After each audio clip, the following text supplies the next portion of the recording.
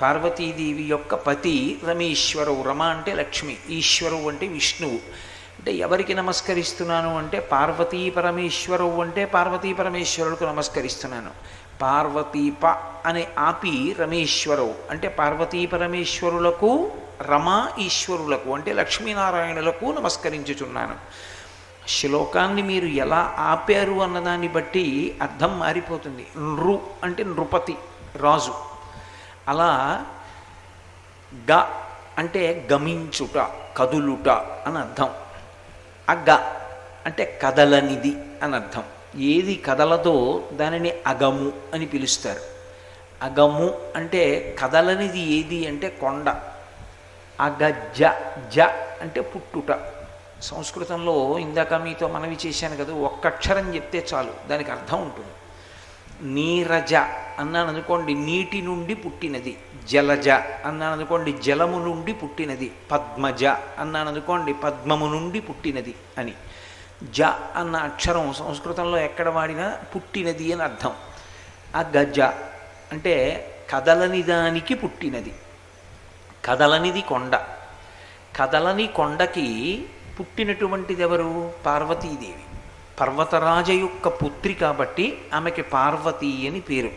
మనం చలపతిరావు చలపతిరావు అంటుంటాం. నిజానికి చలపతిరావు అనేటటువంటి ఉచ్చారణ పరిపూర్ణమైనది కాదు. అచలపతిరావు. ఏమని పిలవాలి అంటే అచలపతి అని పిలవాలి. చలము అంటే కదిలేది, అచలము అంటే కదలనిది కొండ. అచలమునకు పతి, ఆ కొండకి ఎవరు? ఈశ్వరుడైతే ఆయన. ఏదో రత్నగిరి ఉందనుకోండి సత్యనారాయణ స్వామి, వెంకటాచలం ఉందనుకోండి వెంకటేశ్వర స్వామి. అలా ఒక్కొక్క కొండకి ఒక్కొక్కరు ఆధిపత్యంలో ఉంటారు. అచలపతి అంటే కొండకు పతి అయినవాడు పరమేశ్వరుడు. కాబట్టి అచలపతిరావు అనాలి కానీ చలపతిరావు అనకూడదు అసలు యథార్థానికి. అలా అగజానన పద్మం అంటే కొండకు పుట్టినటువంటిది ఎవరో ఆమె ముఖము పద్మము వలె ఉన్నది. కొండకు పుట్టినది ఎవరు? పార్వతీదేవి పుట్టింది. ఏ కొండకి పుట్టింది ఆవిడ? హిమవంతునికి కుమార్తెగా వచ్చింది. హిమవంతునికి కుమార్తెగా వచ్చింది అంటే ఆవిడికి కూడా పుట్టే లక్షణం ఒకటి ఉంటుందా? మనందరం పుట్టినట్టే ఆవిడ పుడుతుందా? అజాయమానో బహుధా విజాయతే అని శృతి. పుట్టవలసిన అవసరం లేనివాడు అనేక పుట్టుకలు పొందుచున్నాడు. ఎవరి కొరకు అంటే మన కొరకు. భక్తులైనటువంటి వారిని అనుగ్రహించడానికి అమ్మవారు ఎంతమందికైనా కుమార్తెగా వస్తుంది. కానీ భర్త మాత్రం పరమేశ్వరుడు ఒక్కడే. ఆ స్థానాన్ని అసలు మనసులో కూడా వాంఛించకూడదు. అందుకే శంకరాచార్యులు వారు సౌందర్యలహరి చేస్తూ శివే శృంగారార్ధ్ర తదితరజనే కుచ్చనపరా అంటారు. ఆమె శివుడి పేరు చెప్తే కన్నులలో శృంగార రసం కనపడుతుంది. తదితరజనే అమ్మవారి దగ్గరికి వెళ్ళి నిలబడినప్పుడు అమ్మా నేను నీ బిడ్డని అని నించోవాలి. అంతేకాని పురుష స్వభావంతో నించున్నారను అనుకోండి, నేను మగవాడిని అన్న భావనతో నేను నించున్నాను అనుకోండి, అమ్మవారి కళ్ళు ఎరిపెక్కుతాయిట. ఎవడరోయ్ నా ముందు పురుషుడనని నించున్నవాడు అని. ఆమె ముందు పురుషుడను అని నిలబడగలిగిన వాడు పరమశివుడు ఒక్కడే. తదితరజనే కుచ్చనపర. కాబట్టి ఆవిడికి కోపం వస్తుంది.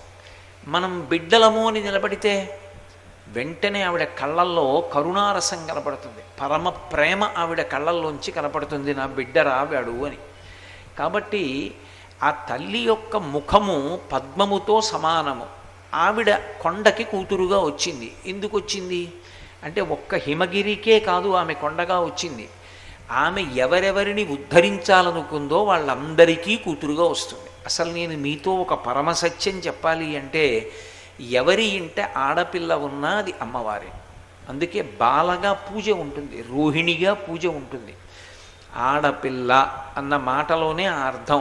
ఆ పిల్ల ఈడపిల్ల కాదు, ఇక్కడ ఉండదు. ఆడపిల్ల అక్కడికి వెళ్ళిపోతుంది. ఎక్కడికి? ఏడకి వెళ్ళిపోతుంది. నారాయణుడు ఎక్కడున్నాడో అక్కడికి వెళ్ళిపోతుంది. అందుకే కాళ్ళు కడిగినప్పుడు నారాయణ స్వరూపంగా కాళ్ళు కడిగి కన్యాదానం చేస్తారు.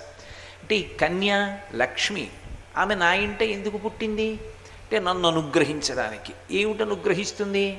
మగపిల్లవాడైతే ఏ ఇంట్లో పుట్టాడో ఆ వంశాన్నే తరింపచేస్తాడు. ఆడపిల్ల అయితే ఏ ఇంట పుట్టిందో పుట్టినింటిని, ఏ ఇంటిని మెట్టిందో మెట్టినింటిని, 2 ఇళ్ళని తరింపచేస్తుంది. పార్వతీదేవి 3 ఇళ్ళని తరింపచేసి. ఎందుకని? ఆ హిమవంతుని యొక్క భార్య మేనకాదేవి కోరుకుంది పార్వతీదేవిని. 1, నా ఇల్లు పండాలి నువ్వు పుట్టినందుకు. 2, నువ్వు మెట్టినటువంటి ఇల్లు పండాలి కైలాసం. 3 లోకములు పండాలి నువ్వు పుట్టినందుకు. అలా నువ్వు ఈ లోకంలోకి రావాలి అని అడిగితే వరం ఇచ్చింది ఆ రోజున పార్వతీదేవి. తప్పకుండా నేను అలాగే ప్రభవిస్తానంది. అలాగే ప్రభవించినటువంటి తల్లి సాక్షాత్తు ఆదిశక్తి. ఆవిడికి చేసి పెట్టడానికి ఏమీ ఉండదు. 2 కారణముల చేత అమ్మవారి ముఖమునందు ఎప్పుడూ కూడా కలవరపాటు ఉండదు. ఎందుకుండదు అంటే అసలు ఆవిడ్ని భయపెట్టగలిగినటువంటి పదార్థం ఒకటి లోకంలో లేదు. ఎందుచేత అంటే భయము అన్న మాట దేని నుంచి ఉత్పన్నమవుతుంది? దాన్ని నేను ఎదుర్కోగలను ఎదుర్కోలేను అంటే భయం. ఎవరికి ఏ కష్టం వచ్చినా ఎదుర్కోవడానికి కావలసినటువంటి సమస్త శక్తులను అనుగ్రహించగలిగినటువంటి ఆదిశక్తి స్వరూపిణి అయినటువంటి తల్లికి భయమన్న మాట ఎక్కడుంటుంది? ఉండదు. కాబట్టి ఆమె నిత్యతృప్తురాలు, ఎప్పుడూ పరమ సంతోషంగా ఉంటుంది. ఒక ఇల్లాలిగా ఆలోచిస్తే భర్త వైపు నుంచి ఆవిడికి ఏమైనా కొద ఉందా? ఆవిడికి ఏమీ కొదవలేదు. ఎందుకని? మహానుభావుడు. లోకంలో అందరు పురుషులు కామమును ధర్మంతో ముడివేయడానికి వివాహం చేసుకుంటారు. పరమశివుడు కాముణ్ణి కాల్చినవాడు. కాముణ్ణి కాల్చినటువంటి పరమేశ్వరుడు ఆవిడ తపస్సుకు మెచ్చి ఆవిడికి భర్త అయ్యాడు. కాబట్టి ఆయన కన్నా గొప్పవాడు, ఆయన కన్నా శాశ్వతుడు, ఆయన కన్నా జ్ఞానం ఇవ్వగలిగినవాడు, ఆయన కన్నా ఐశ్వర్య సంపన్నుడు, ఆయన కన్నా వేరొకటి ఇక ఏమీ లేదు. ఉన్నది ఆయన ఒక్కటే. అయినప్పుడు అంతకన్నా గొప్ప భర్త ఉన్నవాళ్ళు ఎవరుంటారు లోకంలో? కాబట్టి ఆవిడికి లోటు లేదు. అందుకే హేరంబేచ గుహీచ హర్షభరితం వాత్సల్యమంకూరయన్ మారద్రోహిణి పూరుషే సహభువం ప్రేమాంకురం యంజయన్. మూకశంకరులు మందస్మిత శతకం చేస్తూ అంటారు, భర్త చూస్తే అంత గొప్పవాడు. ఇక మిగిలిందెవరు? 2 కొడుకులు. పెద్దవాడు ఒకడు విఘ్నేశ్వరుడు, 2వ వాడు ఒకడు సుబ్రహ్మణ్యుడు. అయ్యో ఈ పిల్లలిద్దరికీ పాపం ఏదో వెనకబడ్డారు, వీళ్ళిద్దరికీ ఏమైనా ఉపకారం చెయ్యాలనుకుంటుందా ఆవిడ? అలా ఉపకారం చెయ్యాలనుకోవడానికి వాళ్ళిద్దరూ ఏమీ వెనకపడిన వాళ్ళు కారు. హేరంబేచ, పెద్ద కొడుకు ఎప్పుడూ కూడా తండ్రి పక్కన ఉండాలి. తండ్రి పక్కనుండి తండ్రి యొక్క మనశ్శాంతికి కారకుడు కావాలి. కన్న తల్లి ఎప్పుడు సంతోషిస్తుందంటే, ఈ కొడుకుని చూసుకుని మా ఆయన పొంగిపోతున్నారు, మంచి కొడుకు నాకని ఆనందం పొందుతున్నాడు. ఆ కొడుకుని కన్న తల్లి సంతోషపడుతుంది.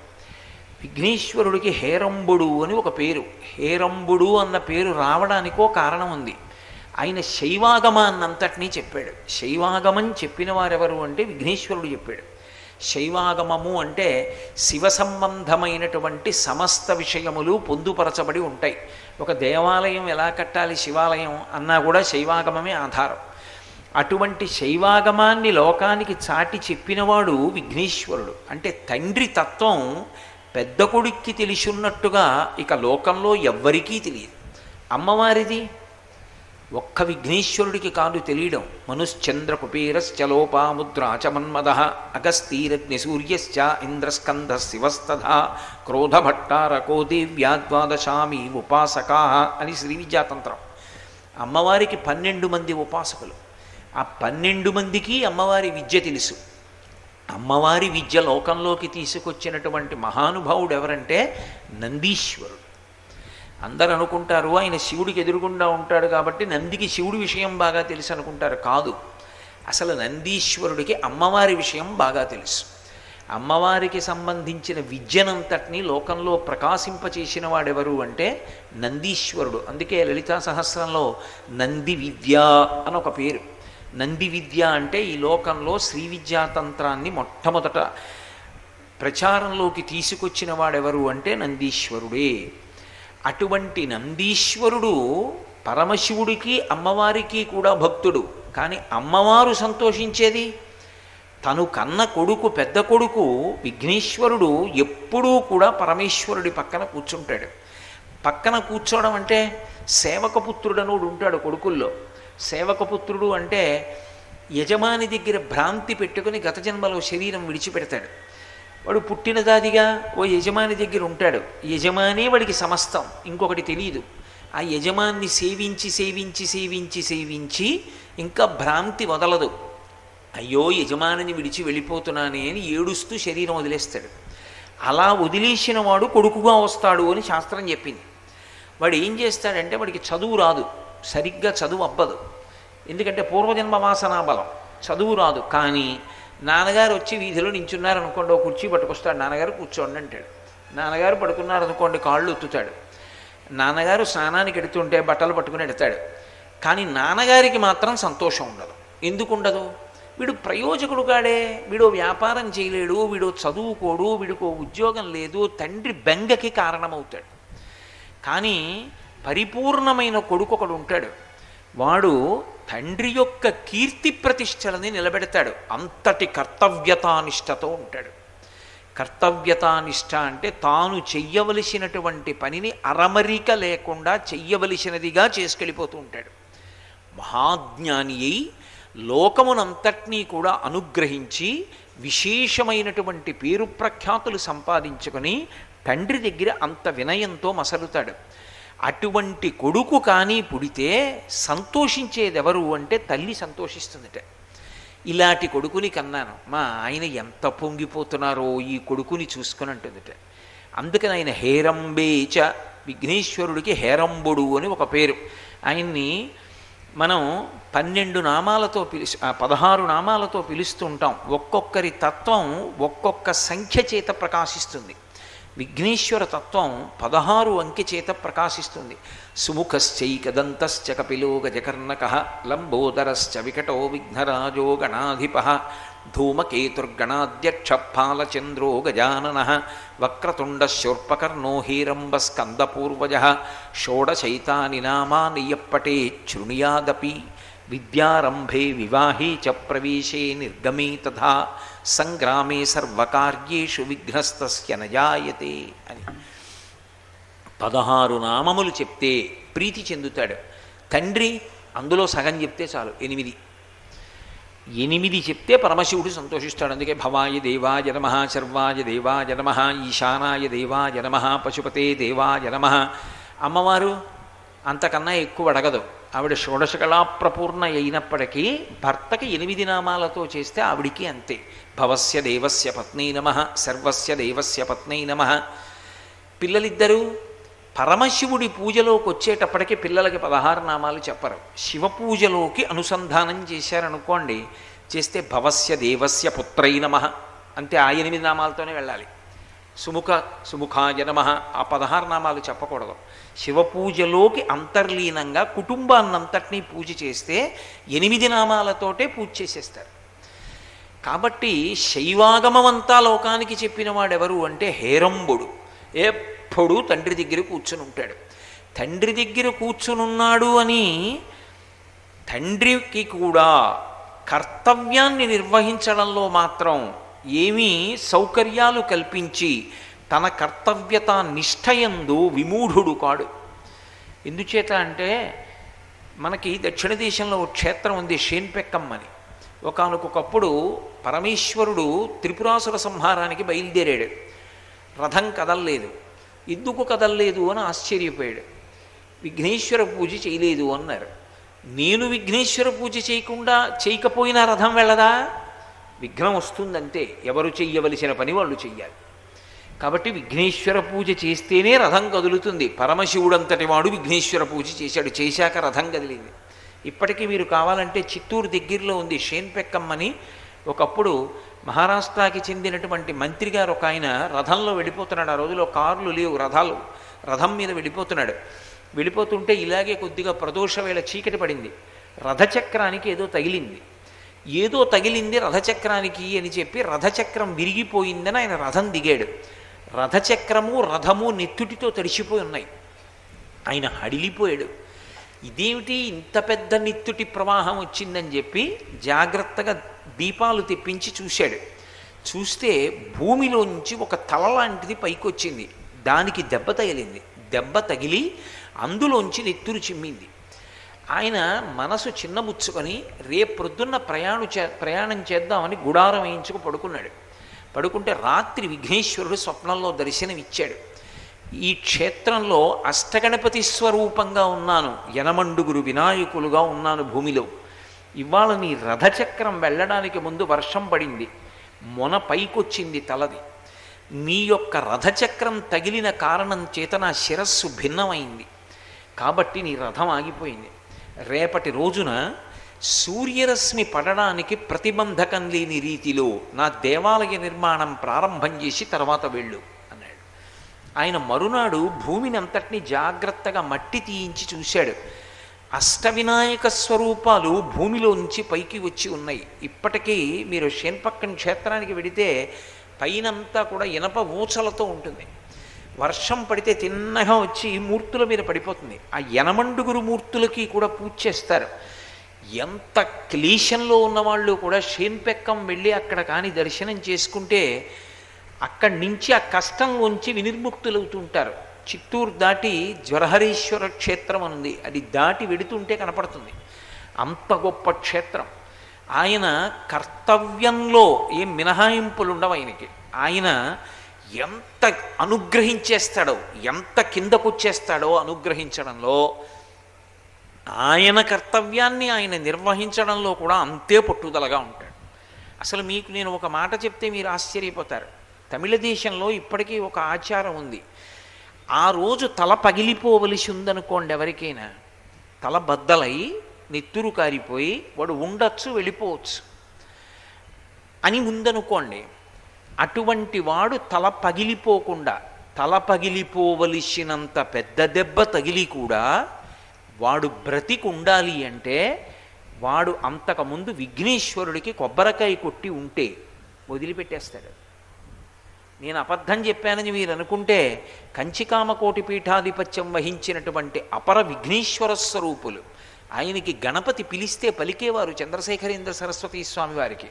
ఒకానొకప్పుడు నేను ఇందాక ప్రస్తావన చేసినటువంటి షేన్పెక్కడ్ క్షేత్రం దగ్గరే మహాస్వామి వారు నడిచి వెళ్ళిపోతున్నారు. ముందు వెనక జయేంద్ర సరస్వతీ స్వామి వారు ఏనుగు మీద ఎడుతున్నారు. మహాస్వామి చాలా వేగంగా నడిచేవారు. చాలా వేగంగా నడుస్తూ ఆయన ఇంచుమించు 1 మైల్ దూరం ముందుకు వెళ్ళిపోయారు. ఏనుగు మీద వెనక జయేంద్ర సరస్వతీ స్వామి మెల్లిగా వెడుతున్నారు.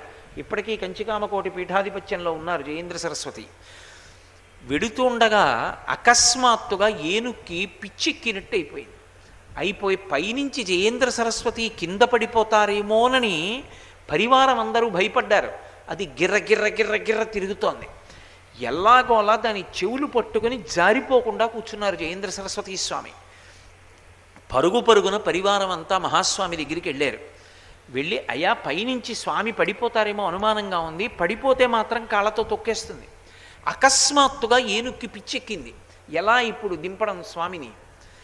మహాస్వామి వారు వెంటనే కళ్ళు మూసుకుని ధ్యానంలోకి వెళ్ళారు. ఎందుకు అలా జరిగిందని కళ్ళు తెరిచి అన్నారు, కొద్ది దూరంలో షేన్పెక్కన్ క్షేత్రం ఉంది, ఆ క్షేత్రాన్ని విడిచిపెట్టి నేను ముందుకు వచ్చేసాను. వెనక చిన్నస్వామి కూడా ఏనుగు మీద వచ్చేశారు. అందుకే విఘ్నేశ్వరుడు ఆ ఏనుక్కి భ్రాంతి కలిగేటట్టు చేశాడు. వెంటనే వెళ్ళి 108 కొబ్బరికాయలు కొట్టండి అన్నారు. 108 కొబ్బరికాయలు. ఇక్కడంటే మనం శాస్త్రీయంగా కొట్టి నివేదన చేస్తాం, నేను తప్పని అంటలేదు, చాలా మంచిదే అది. ద్రవిడ దేశంలో ఒక ఆచారం ఉంది. విఘ్నేశ్వరుడి దగ్గరికి వెళ్ళి కొబ్బరికాయ యొక్క పిలక తీసేసి, పీచు తీసేసి నేలకేసి కొట్టేస్తారు. 2 ముక్కల కన్నా ఎక్కువ ముక్కలు అవ్వాలి. అలా కానీ అయ్యి పిల్లలు కానీ దాన్ని తీసుకుంటే పీడాపరిహారం. విఘ్నేశ్వరుడు ఒక్కడే ఒకప్పుడు పరమశివుడి దగ్గర వరం పొందాడు. ఈరోజు తల పగిలిపోతుంది వాడికి, తలకాయ పోయిందండి అంటారు, నా తలకాయ పోయిందండి అంటారు. తలకాయ పోయిందండి అంటే దాని అర్థం ఏమిటి? ఒకటి, అవమాన భారంతో ఇక 10 మందిలో తిరగలేడు. 2, తలకాయ పోయిందన్న మాట ఎప్పుడంటారంటే ఈ ద్వారం చిట్లిపోతుంది. ఈ ద్వారం కానీ చిట్లిందా ఇక్కడ ప్రాణములు నిర్గమిస్తాయి. అందుకే ఇక్కడ దెబ్బ తగలకూడదు. ఇక్కడ దెబ్బ తగిలి ద్వారం తెరుచుకుందా ప్రాణములు నిర్గమిస్తాయి. ఇక్కడ దెబ్బ తగిలి తలకాయ చిట్లిపోవలసిన వాడిని కొబ్బరికాయ చిట్లడం చేత మళ్ళీ ఆయుర్దాయం ఇచ్చి బతికించేస్తాడు ఆయన. ఒక్క కొబ్బరికాయకి. నేను మీతో అబద్ధం చెప్పాను అని మీరు అనుకుంటే మీరు కంచికామకోటి పీఠాధిపత్యం వహించిన మహాస్వామి వారి యొక్క అనుగ్రహ భాషణాల్లో చూడండి ఈ విషయం ఉందో లేదో. ఒక కొబ్బరికాయకి ఒక తలకాయ నిలబెడతాడు, అంతటి అనుగ్రహశీలి. ఆయన దగ్గరికి వెళ్ళి ఒక్క నమస్కారం చేస్తే చాలు, పరవశించిపోతాడు. అంతటి సులభుడు బహుశಃ లోకంలో ఎక్కడ ఉండడు. అటువంటి కొడుకు కాబట్టి పెద్ద కొడుకు, అటువంటి కొడుకు శైవాగమాన్ని లోకానికి అందించినటువంటి వాడు విఘ్నాధిపతి. విఘ్నాధిపతి అంటే విఘ్నములు తీయువాడు. విఘ్నం అంటే కార్యహంతి అని అర్థం. ఏది కార్యము జరగకుండా చేసేస్తుందో దాన్ని విఘ్నం అంటారు. ఒక పని జరగాలి కానీ ఆ పని జరగదు, ఆగిపోతుంది. అలా ఆగిపోయి ఆ కార్యం జరగకుండా చెయ్యగలిగినటువంటి బలవత్తరమైనటువంటి కారణం ఏదుందో దానికి విఘ్నమని పిలుస్తారు. ఆ విఘ్నములను తీయగలిగిన వాడెవరు అంటే విఘ్నరాజు. కానీ మీరు మొన్న వినాయక చవితి చేశారు. వినాయక చవితి చేసినప్పుడు వినాయక అష్టోత్తర శతనామావళి చదివితే అందులో మీరు 2 నామాలు చదువుతారు. 2 నామాల్లో విఘ్నకర్త్రే నమః, విఘ్నహంత్రే నమః అని ఉంటుంది. విఘ్న వినాశినే నమః. ఒకటి విఘ్నాన్ని సృష్టిస్తాడు, 2 విఘ్నాన్ని తొలగిస్తాడు. అదేమిటి? మరి ఆయన విఘ్నేశ్వరుడైతే విఘ్నాన్ని తొలగించాలి కదా, మరి విఘ్నాన్ని కల్పించడం ఏమిటి అంటే దీనికి ఆగమంలో ఒక రహస్యం ఉంది. ఏదైనా ఒక దేవాలయంలో 2 విఘ్నేశ్వరులు ఉన్నారనుకోండి, అభిషేకం చేస్తే ఒక మూర్తికి చేసి 2వ మూర్తిని విడిచిపెట్టడాన్ని అంగీకరించారు. 2 మూర్తులకు ఏకకాలంలో అభిషేకం చేయాలి, 2 మూర్తులకు ఏకకాలంలో పూజ జరగాలి. అథవా ఇద్దరికీ జరగాలి తప్ప ఒకరికే చేసి ఒకరిని విడిచిపెట్టకూడదు, 2 విఘ్నేశ్వర స్వరూపాలు కదా అని. ఎందుచేత అంటే ఒక ఆలయంలో 2 విఘ్నేశ్వరులు ఉంటే ఒకడు విఘ్నములను సృష్టిస్తాడు, ఒకడు విఘ్నములను పోగొడతాడు. విఘ్నములను సృష్టించడానికి ఆయన అక్కడ కూర్చుంటే భక్తులు ఆయనకి వెళ్ళి నమస్కారం చేసి విఘ్నాలు పోగొట్టుకోవాలా? అప్పుడు ఆయన దగ్గరికి వెడితే విఘ్నం తీసేసాడు అనుకోండి, అప్పుడు విఘ్నం తీసేసే రెండో ఆయన ఏం చేస్తున్నట్టు? నమస్కారం పెడితే విఘ్నం ఇచ్చాడు అనుకోండి, ఇక నమస్కారం పెట్టడానికి వెళ్ళేవాడెవరు? మరి అప్పుడు 2 విఘ్నేశ్వరులు ఎందుకు? 2 విఘ్నేశ్వరులు ఎందుకు? ఒకడు విఘ్నాన్ని సృష్టించడం ఎందుకు, ఒకడు విఘ్నాన్ని తొలగించడం ఎందుకు అంటే మీరు బాగా గుర్తుపెట్టుకోండి. విఘ్నకర్త్రే నమః అంటే విఘ్నములను ఎవరికి సృష్టిస్తాడంటే ఎవరి యొక్క సంకల్పములు నెరవేరితే ధర్మము లుప్తమైపోతుందో, ఎవరి సంకల్పములు నెరవేరితే ఇక భక్తి అన్న మాట లోకంలో నిలబడదో, ఎవరి సంకల్పములు నెరవేరితే లోకమునందు భద్రత అన్న మాట పోతుందో, ఎవరి సంకల్పములు నెరవేరితే దేశానికి ప్రమాదం వస్తుందో అటువంటి వారి సంకల్పములు నెరవేరకుండా విఘ్నాన్ని కల్పిస్తాడు. అప్పుడు ఉపకారమా అపకారమా? ఆ ఉపకారం కోసం మనం వెళ్ళాలి. ఒక్కొక్కసారి విఘ్నము చేత రక్షిస్తాడు ఆయన, అది ఆయనలో ఉన్న గొప్పతనం. విఘ్నం వచ్చేప్పటికి ఏడుస్తాడు, అయ్యో ఈ పని అవ్వలేదండి అంటాడు. కానీ ఆ పని మీద వెళ్ళకపోవడం ఎంత మంచిదో తర్వాత తెలుస్తుంది. నేను వివరం చెప్పడం బాగుండదు కానీ ఈ మధ్యనే నా దగ్గరికి ఒక ఆయన వచ్చాడు. ఆయన వచ్చి నాతో ఒక మాట అన్నాడు, అయ్యా నేను ఫలానా చోట ఒక గణపతి స్వరూపాన్ని నమ్మాను, పని అంతా అయిపోయింది, అసలు నాకు రావాలి ఆ చెయ్యవలసినటువంటి కాంట్రాక్ట్, కానీ నాకు రాలేదు, నేను చాలా బాధపడ్డాను, ఎంత డబ్బు పోయింది, ఎంత డబ్బు వస్తుంది అనుకున్నాను, ఇది పోయిందే అనుకున్నాను. ఒక ఏడాది పోయాక తెలిసింది అది నాకు రాకపోవడం ఎంత మంచిదైందో. అది వచ్చి ఉంటే ఇవాళ నేను బిచ్చం ఎత్తుకునేవాడిని. అది రాకపోవడం ఎంత మంచిదైందో అంటే విఘ్నమును కల్పిస్తాడు, విఘ్నమును కల్పించి రక్ష చేస్తాడు. ఒక్కొక్కసారి మీరు చూడండి, ఒక్కొక్కడు ప్రమాదానికి గురవుతున్నటువంటి వాహనం ఉంటుంది, ఆఖరి నిమిషంలో ఎందుకో పెడతాడు, ఆ వాహనం వెళ్ళిపోతుంది, వాడు ఎక్కడు. కానీ ఆ తరువాత వాహనానికి ప్రమాదం జరిగిందని తెలుస్తుంది, ఉలిక్కి పడతాడు, అయ్య బాబోయ్ నిజంగా నేను అందులో ఎక్కుంటే అనుకుంటాడు. అందుకే ఒక్కొక్కసారి విఘ్నము కల్పింపబడాలి, ఒక్కొక్కసారి విఘ్నము కల్పింపబడకూడదు, విఘ్నము తొలగాలి. ఈ 2 చేసి రక్షించేవాడు ఎవరంటే విఘ్నేశ్వరుడు. ఆయన 1 విఘ్నేశ్వరుడు, 2 వినాయకుడు. నాయకుడు అన్న మాట నయన అన్న మాటకి దగ్గరగా ఉంటుంది. నయనము అంటే కన్ను. సర్వేంద్రియాణం నయనం ప్రధానం. అన్ని ఇంద్రియాల్లోకి కన్ను నాయకత్వం వహిస్తుంది. నాయకత్వం అంటే అది ముందెడుతుంది, మిగిలిన ఇంద్రియాలు దాని వెనకాతల పెడతాయి. కన్ను మొట్టమొదటి ఇలా చూస్తుంది. కన్ను దేన్ని చూసిందో దాని వైపు మిగిలిన ఇంద్రియాలన్నీ వెనకాల పెడతాయి, కంటికి నచ్చిన దాని మీద. ఇది కన్ను నాయకుడు. నయన నాయక. నాయక అన్న మాటకు అర్థం ఏమిటంటే ముందు నడుస్తుంది. ఆ ముందు నడిచినది సర్వజ్ఞత్వముతో కూడుకున్నదై ఉంటుంది. క్షేమంగా దేన్నైనా సరే అనుగ్రహిస్తుంది. మీకు ఏది కావాలో దాన్ని అనుగ్రహించగలిగినదై ఉంటుంది. అది పొందడానికి వీలైన మార్గంలో మిమ్మల్ని నడిపిస్తుంది. అందుకే సంపద్గణపతి, నృత్యగణపతి, హేరంబ గణపతి, శక్తి గణపతి, లక్ష్మీ గణపతి, సంతాన గణపతి, విద్యాగణపతి, ఇన్ని రూపాలు ఉంటాయి.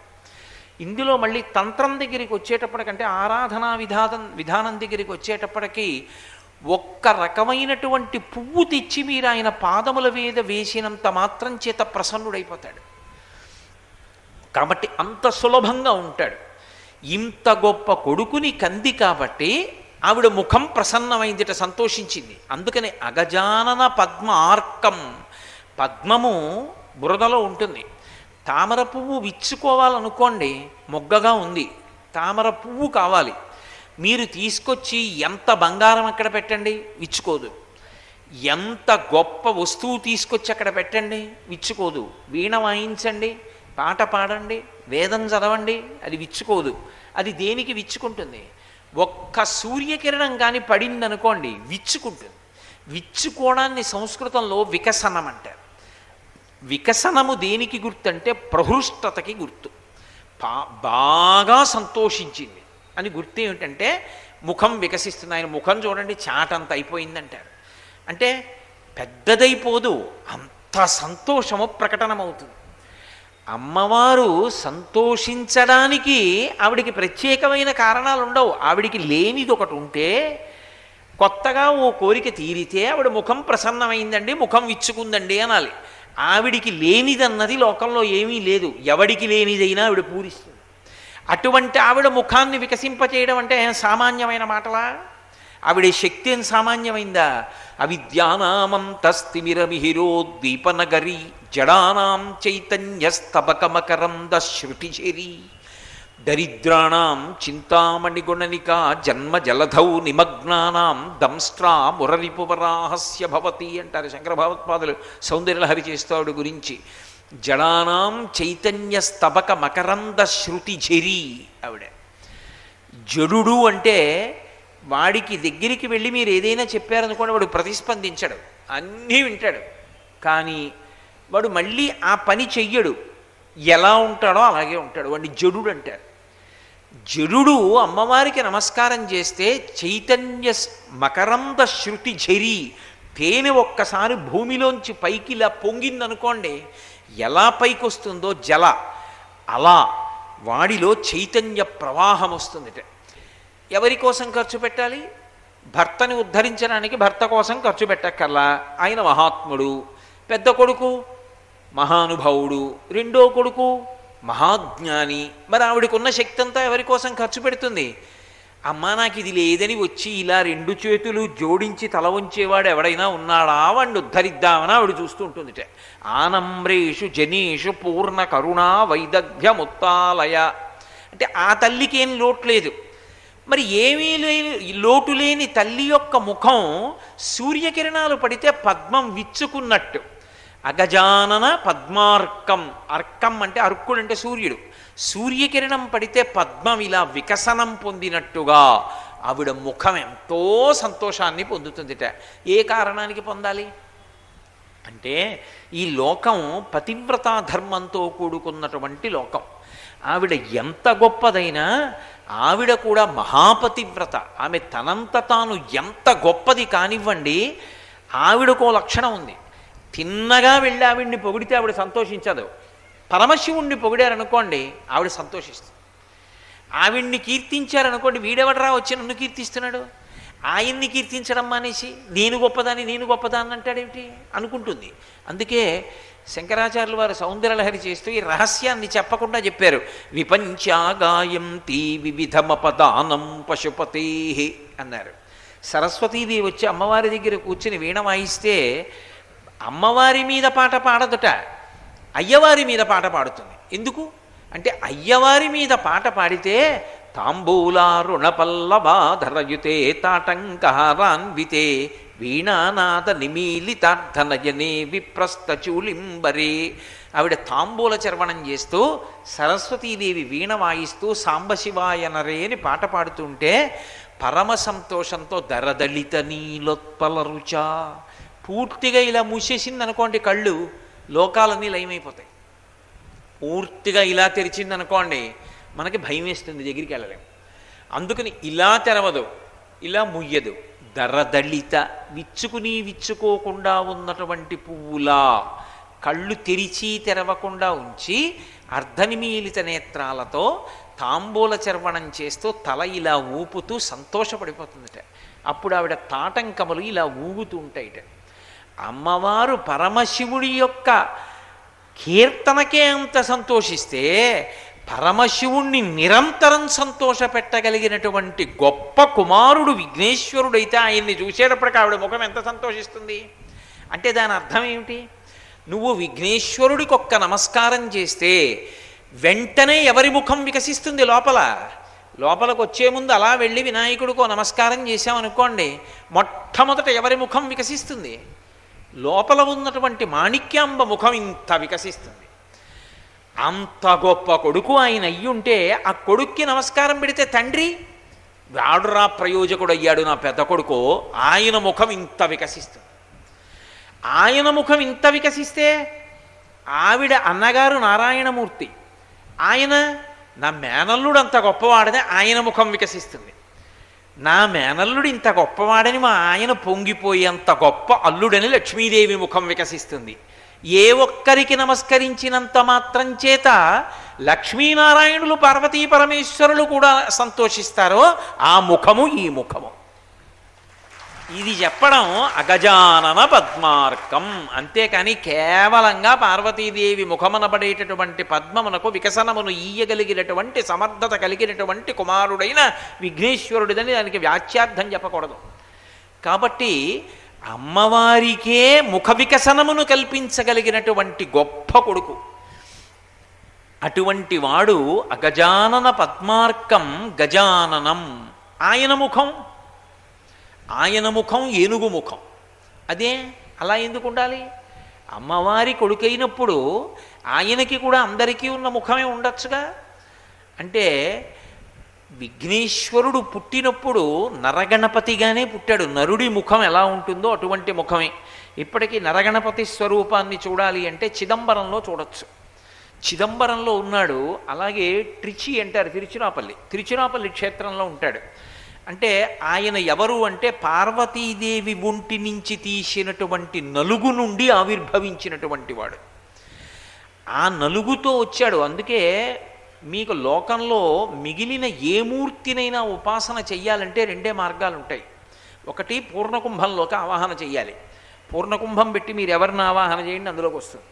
ఒకప్పుడు మధుర మీనాక్షి అమ్మవారి దేవాలయంలోకి శృంగేరి పీఠాధిపతులు మహానుభావుడు ఉగ్ర నరసింహభారతీ స్వామి అని ఉండేవారు. ఆయన రోజుకు 6 కాకరకాయలు తినేవారు. ఆయనకి సర్వశక్తులు వశపడిపోయి అటువంటి ఆయన మీనాక్షి అమ్మవారి గుళ్ళోకి వెళ్ళి అమ్మవారికి పూజ చేస్తా అన్నారు. అర్చకులు అన్నారు, మీరు లోపలికి వచ్చి పూజ చేయడానికి వీల్లేదన్నారు. వెంటనే మేమే రాకూడదా గుళ్ళోకి? సరి, మీ ఉద్ధతి ఇలా ఉందన్నమాటన ఆయన పూర్ణకుంభం తెమ్మన్నారు శిష్యుణ్ణి. శిష్యుడు పూర్ణకుంభం తీసుకొచ్చాడు. ఆయన చేత్తో పట్టుకుని మంత్రాలు చెప్పారు. చెప్పేటప్పటికి అమ్మవారిలోంచి ఒక్కొక్క కళ పూర్ణకుంభంలోకి వెళ్ళిపోయింది. ఆయన పూర్ణకుంభం పట్టుకుని విడిదిలోకి వెళ్ళిపోయారు. విడిపోయి ఆ విడిదిలో పెట్టి పూజ చేస్తున్నారు. ఇక్కడ అమ్మవారు పాలిపోయినట్టే అయిపోయింది మీనాక్షి. అర్చకులకి తెలిసిపోయింది రెండో రోజు. అమ్మవారు ఇంత పాలిపోయిందంటే ఈవిడ కళలన్నింటినీ కూడా ఉగ్ర నరసింహభారతి తీసుకెళ్ళిపోయారు. కలశలోకి ఆవాహన చేసని వెళ్ళి ఆయన కాళ్ళ మీద పడ్డారయ్యా, తప్పైపోయింది, మిమ్మల్ని గుళ్ళోకి రావద్దండం ఏమిటి? అర్థం లేని విషయం. అటువంటి మహాత్ముల్ని రావద్దంటే ఇంకెందుకు? కాబట్టి మా తప్పు మన్నించి మీరు లోపలికి వచ్చి పూజ చేయండి, అమ్మవారి కళలు మళ్ళీ అమ్మవారిలో ప్రవేశపెట్టండి అని అడిగారు. ఆయన మళ్ళీ పూర్ణకుంభం పట్టుకొచ్చి ఒక్కసారి మంత్రజపం చేస్తే ఇందులో ఉన్న కళలన్నీ మళ్ళీ మీనాక్షి అమ్మవారిలోకి వెళ్ళిపోయాయి. ఇవన్నీ పరమ యథార్థాలు. నేనేం మీతో అబద్ధాలు చెప్పట్లా. కావాలంటే శృంగేరి పీఠ చరిత్ర చదవండి. కాబట్టి పూర్ణకుంభంలోకి ఆవాహన అవుతుంది ఏ మూర్తి అయినా కూడా. రెండవది మూర్తిలోకి ఆవాహన అవుతుంది. మీరు ఒక మూర్తిని తీసుకొచ్చి అక్కడ పెట్టారనుకోండి, మనం పూజ చేస్తే ఏం చెప్తాం? ఈ బింబంలోకి నిన్ను ఉపాసన చేస్తున్నాను, ఆవాహన చేస్తున్నాను. ఎప్పటి వరకు ఈ బింబంలో ఉండాలి? పూజ పూర్తయిపోయే వరకు ఈ బింబములోనే ఉండి నన్ను రక్షించు అని అడుగుతాం బింబానికి ప్రాణప్రతిష్ఠ చేసినప్పుడు. మళ్ళీ అయిపోయిన తర్వాత యజ్ఞేన యజ్ఞమైజంత దేవాహత్తాని ధర్మాని ప్రథమాన్యాసన్నన్న మంత్రం చెప్పి పీఠాన్ని ఒకసారి కదిపితే పూజామందిరంలోకి వెళ్ళిపోతుంది ఆ కళ. కాబట్టి ఏ మూర్తినైనా ఆరాధించడానికి ప్రధానమైన మార్గముల రెండే. ఒక్క విఘ్నేశ్వరుడి విషయంలో అక్కర్లేదు. ఇంత పసుపు తీసి నీళ్లు పోసి ఇలా నొక్కి అక్కడ పెట్టాననుకోండి, ఆవాహన అయిపోతాడంతే. కొత్తగా మంత్రం చెప్పక్కర్లేదు. విఘ్నేశ్వరుడి కూర్చుంటాడు, బొట్టెట్టి పెట్టి పూజ చేస్తే అందేసుకుంటాడంతే. ఏమి తెల్లవారి లేస్తే పసుపు ముద్దకి బొట్టు పెట్టి మీరందరూ చేయించట్లా విఘ్నేశ్వర పూజ? ఎక్కడి నుంచి వచ్చింది? ఆయన ఆదిలో నరగణపతిగా ప్రారంభంలో అమ్మవారు ఒంటికి అలదుకున్నటువంటి పసుపుని తీసి నలుగంటారు. నలుగు కాదు, అమ్మవారు ఒంటికి అలదుకున్నటువంటి ఆ హరిద్రాచూర్ణము పసుపు ఏది ఉన్నదో దాన్ని నలుగుగా అంటే ఒంటి మించి తీసి ప్రాణప్రతిష్ఠ చేసింది. ఇప్పటికే అంతే విధానం. అందుకే పసుపు ముద్దలో కావాహన అయ్యేటటువంటి వారు గణపతి. అటువంటి విఘ్నేశ్వరుడు అంతఃపురానికి కావలిగా ఉన్నాడు. పరమశివుడు వచ్చాడు ఎక్కడి నుంచో. ఆయన అన్నాడు, నా అనుజ్ఞ లేకుండా లోపలికి వెళ్ళడానికి వీల్లేదు. అమ్మవారు నన్ను సృష్టించి బయట ఉంచింది. ఇద్దరికి యుద్ధం జరిగింది. త్రిశూలంతో కంఠం తీసి అవతల వారేశాడు. లోపలికి వెళ్ళిపోయాడు పరమేశ్వరుడు. ఇద్దరూ మాట్లాడుకుంటున్నారు. మాట్లాడుకుంటూ ఉండగా ఆ ద్వారం దగ్గర కావలి ఉన్న పిల్లవాడి యొక్క చర్చ వచ్చింది. నేను నా త్రిశూలంతో కంఠాన్ని దునిమేశానన్నాడు పరమేశ్వరుడు. కాదు నాకు ఆ బిడ్డడు కావాలి, నా ఒంటి నలుగు నుండి వచ్చినవాడు, నేనే ప్రాణప్రతిష్ఠ చేశాను కాబట్టి నా అంశజుడు, కాబట్టి నా బిడ్డ నా తనూభవుడు శరీరంలోంచి వచ్చాడు, ప్రాణప్రతిష్ఠ చేయమంది. ఎందుకని మీరు ఒక్కటి జ్ఞాపకం పెట్టుకోవాలి. ఈ కథ మామూలుగా విఘ్నేశ్వర వ్రతకల్పము అని ఓ 4 పేజీల పుస్తకం ఒకటి వస్తూ ఉంటుంది. అందులో చదివారనుకోండి, ఇంతకన్నా అన్యాయంగా అనిపించేటటువంటి కథ లోకంలో ఇంకోటి ఉండదు. అది పరిపూర్ణం కాకపోవడం వల్ల ఇబ్బందులు వస్తాయి. పిల్లలు విన్నారనుకోండి, ఏమండే నాన్నగారు, ఈశాన సర్వ విద్యానాం ఈశ్వర సర్వభూతానాం బ్రహ్మాధిపతి బ్రహ్మణోధిపతి బ్రహ్మా శివో మే అస్తు సదాశివోం అని ఆయనకి పేరా? ఆయన సర్వజ్ఞుడా? ఆయనకి తెలియంది లేదా అని ఆయనకి మంత్రం పూజ. పార్వతీదేవి ఒంటి నలుగులోంచి పిల్లాన్ని చేసి బయట పెడితే వాడెవడో నాకు తెలియలేదు కంఠం దునిమేశానన్నాడా? ఇంకేమి సర్వజ్ఞత్వం, ఇంకేం పరమశివుడు? ఎలా రెండింటికి ఎలా అనుసంధానం అవుతుంది? పార్వతీదేవి అడిగితే ఏనుగు బుర్ర తేవడం ఏమిటి? అక్కడే పడిపోయి తలకాయ లేదా, ఆ తలకాయ పెట్టకూడదా? కాదు, పరమశివుడు లోకానుగ్రహము కొరకని ప్రవర్తిస్తూ ఉంటాడు. వచ్చిన పిల్లవాడు కూడా దేని కొరకు వచ్చాడు అంటే లోకానుగ్రహము కొరకే వచ్చాడు. పార్వతీ పరమేశ్వరుల మధ్య భిన్నత్వం ఉండదు. ఆయన ఇద్దరికీ సంబంధించిన స్పర్శ పొందాలి. ఇద్దరికీ సంబంధించిన స్పర్శ పొందాలి అంటే పార్వతీదేవి బిడ్డడిగా ఆమె ఒంటి నలుగులోంచే వచ్చినవాడు అనుకోండి, ప్రకృతి సంబంధం ఒకటే, శివచైతన్యం అందులో లేదు. కానీ గజాసురుడు అని ఒక రాక్షసుడు ఉన్నాడు ఆ రోజుల్లో. ఆయన ఏనుగు ముఖంతో ఉండేవాడు. ఏనుగు ముఖంతో ఉండడం ఏమిటి? ఏనుగు రూపంలో ఉండేవాడు. ఆసురీ ప్రవృత్తితో ఉంది ఆ ఏనుగు. అది 2 వరాలు కోరుకుంది. రాక్షసుల యొక్క కోరికలు ఎలా ఉంటాయంటే చాలా తమాషాగా ఉంటాయి. ఇది జరగదు కాబట్టి ఇలాంటి కోరిక కోరుదాం అని. ఏమిటి ఆ 2 కోరికలంటే, నేను ఏనుగు ముఖంతో ఉంటాను, ఏనుగుని కాబట్టి, మళ్ళీ ఏనుగు ముఖం నరశరీరం ఉన్నవాడు ఉంటే వాడి చేతిలో పడిపోతాను. అలా ఎందుకుంటుంది సృష్టిలో? సృష్టిలో అలా నరసింహావతారం వచ్చింది. ఎందుకు వచ్చింది అంటే, గాలిన్ కుంభిని అగ్ని అంబువుల ఆకాశస్థలిన్ దిక్కులన్ రేలన్ ఘస్రమలం తమ ప్రబల భూరిగ్రాహ వ్యానాదిత్య నరాది జంతు కలహం వ్యాప్తిన్ సమస్తాస్త్ర శస్త్రాళిన్ మృత్యువు లేని జీవనములో కాధీశ ఇప్పింపవే అన్నాడు హిరణ్యకశిపుడు. నరుడి చేతిలో, మృగం చేతిలో, ఇంట్లో కాదు, బయట కాదు, లేకపోతే ప్రాణమున్న దాంతో కాదు, ప్రాణం లేని దాంతో కాదు, ఆకాశంలో కాదు, భూమి మీద కాదు, అగ్నిలో కాదు, నీటి మీద కాదు, నిప్పులో కాదు, జంతువుల చేత కాదు, ఇన్ని వరాలు అడిగాడు. ఇన్నిటికీ మినహాయింపుగా నరుడు కాదు, సింహం కాదు, ఇంట్లో కాదు, బయట కాదు, గడప మీద పెట్టి తొడల మీద పెట్టుకుని ప్రాణమున్నది కాదు, ప్రాణం లేనిది కాదు, కోసేస్తే బాధ లేదు, పెరుగుతూ ఉంటుంది కాబట్టి గోళ్ల చేత చీల్చి చంపేశాడు. అందుకని నరసింహావతారం వచ్చింది.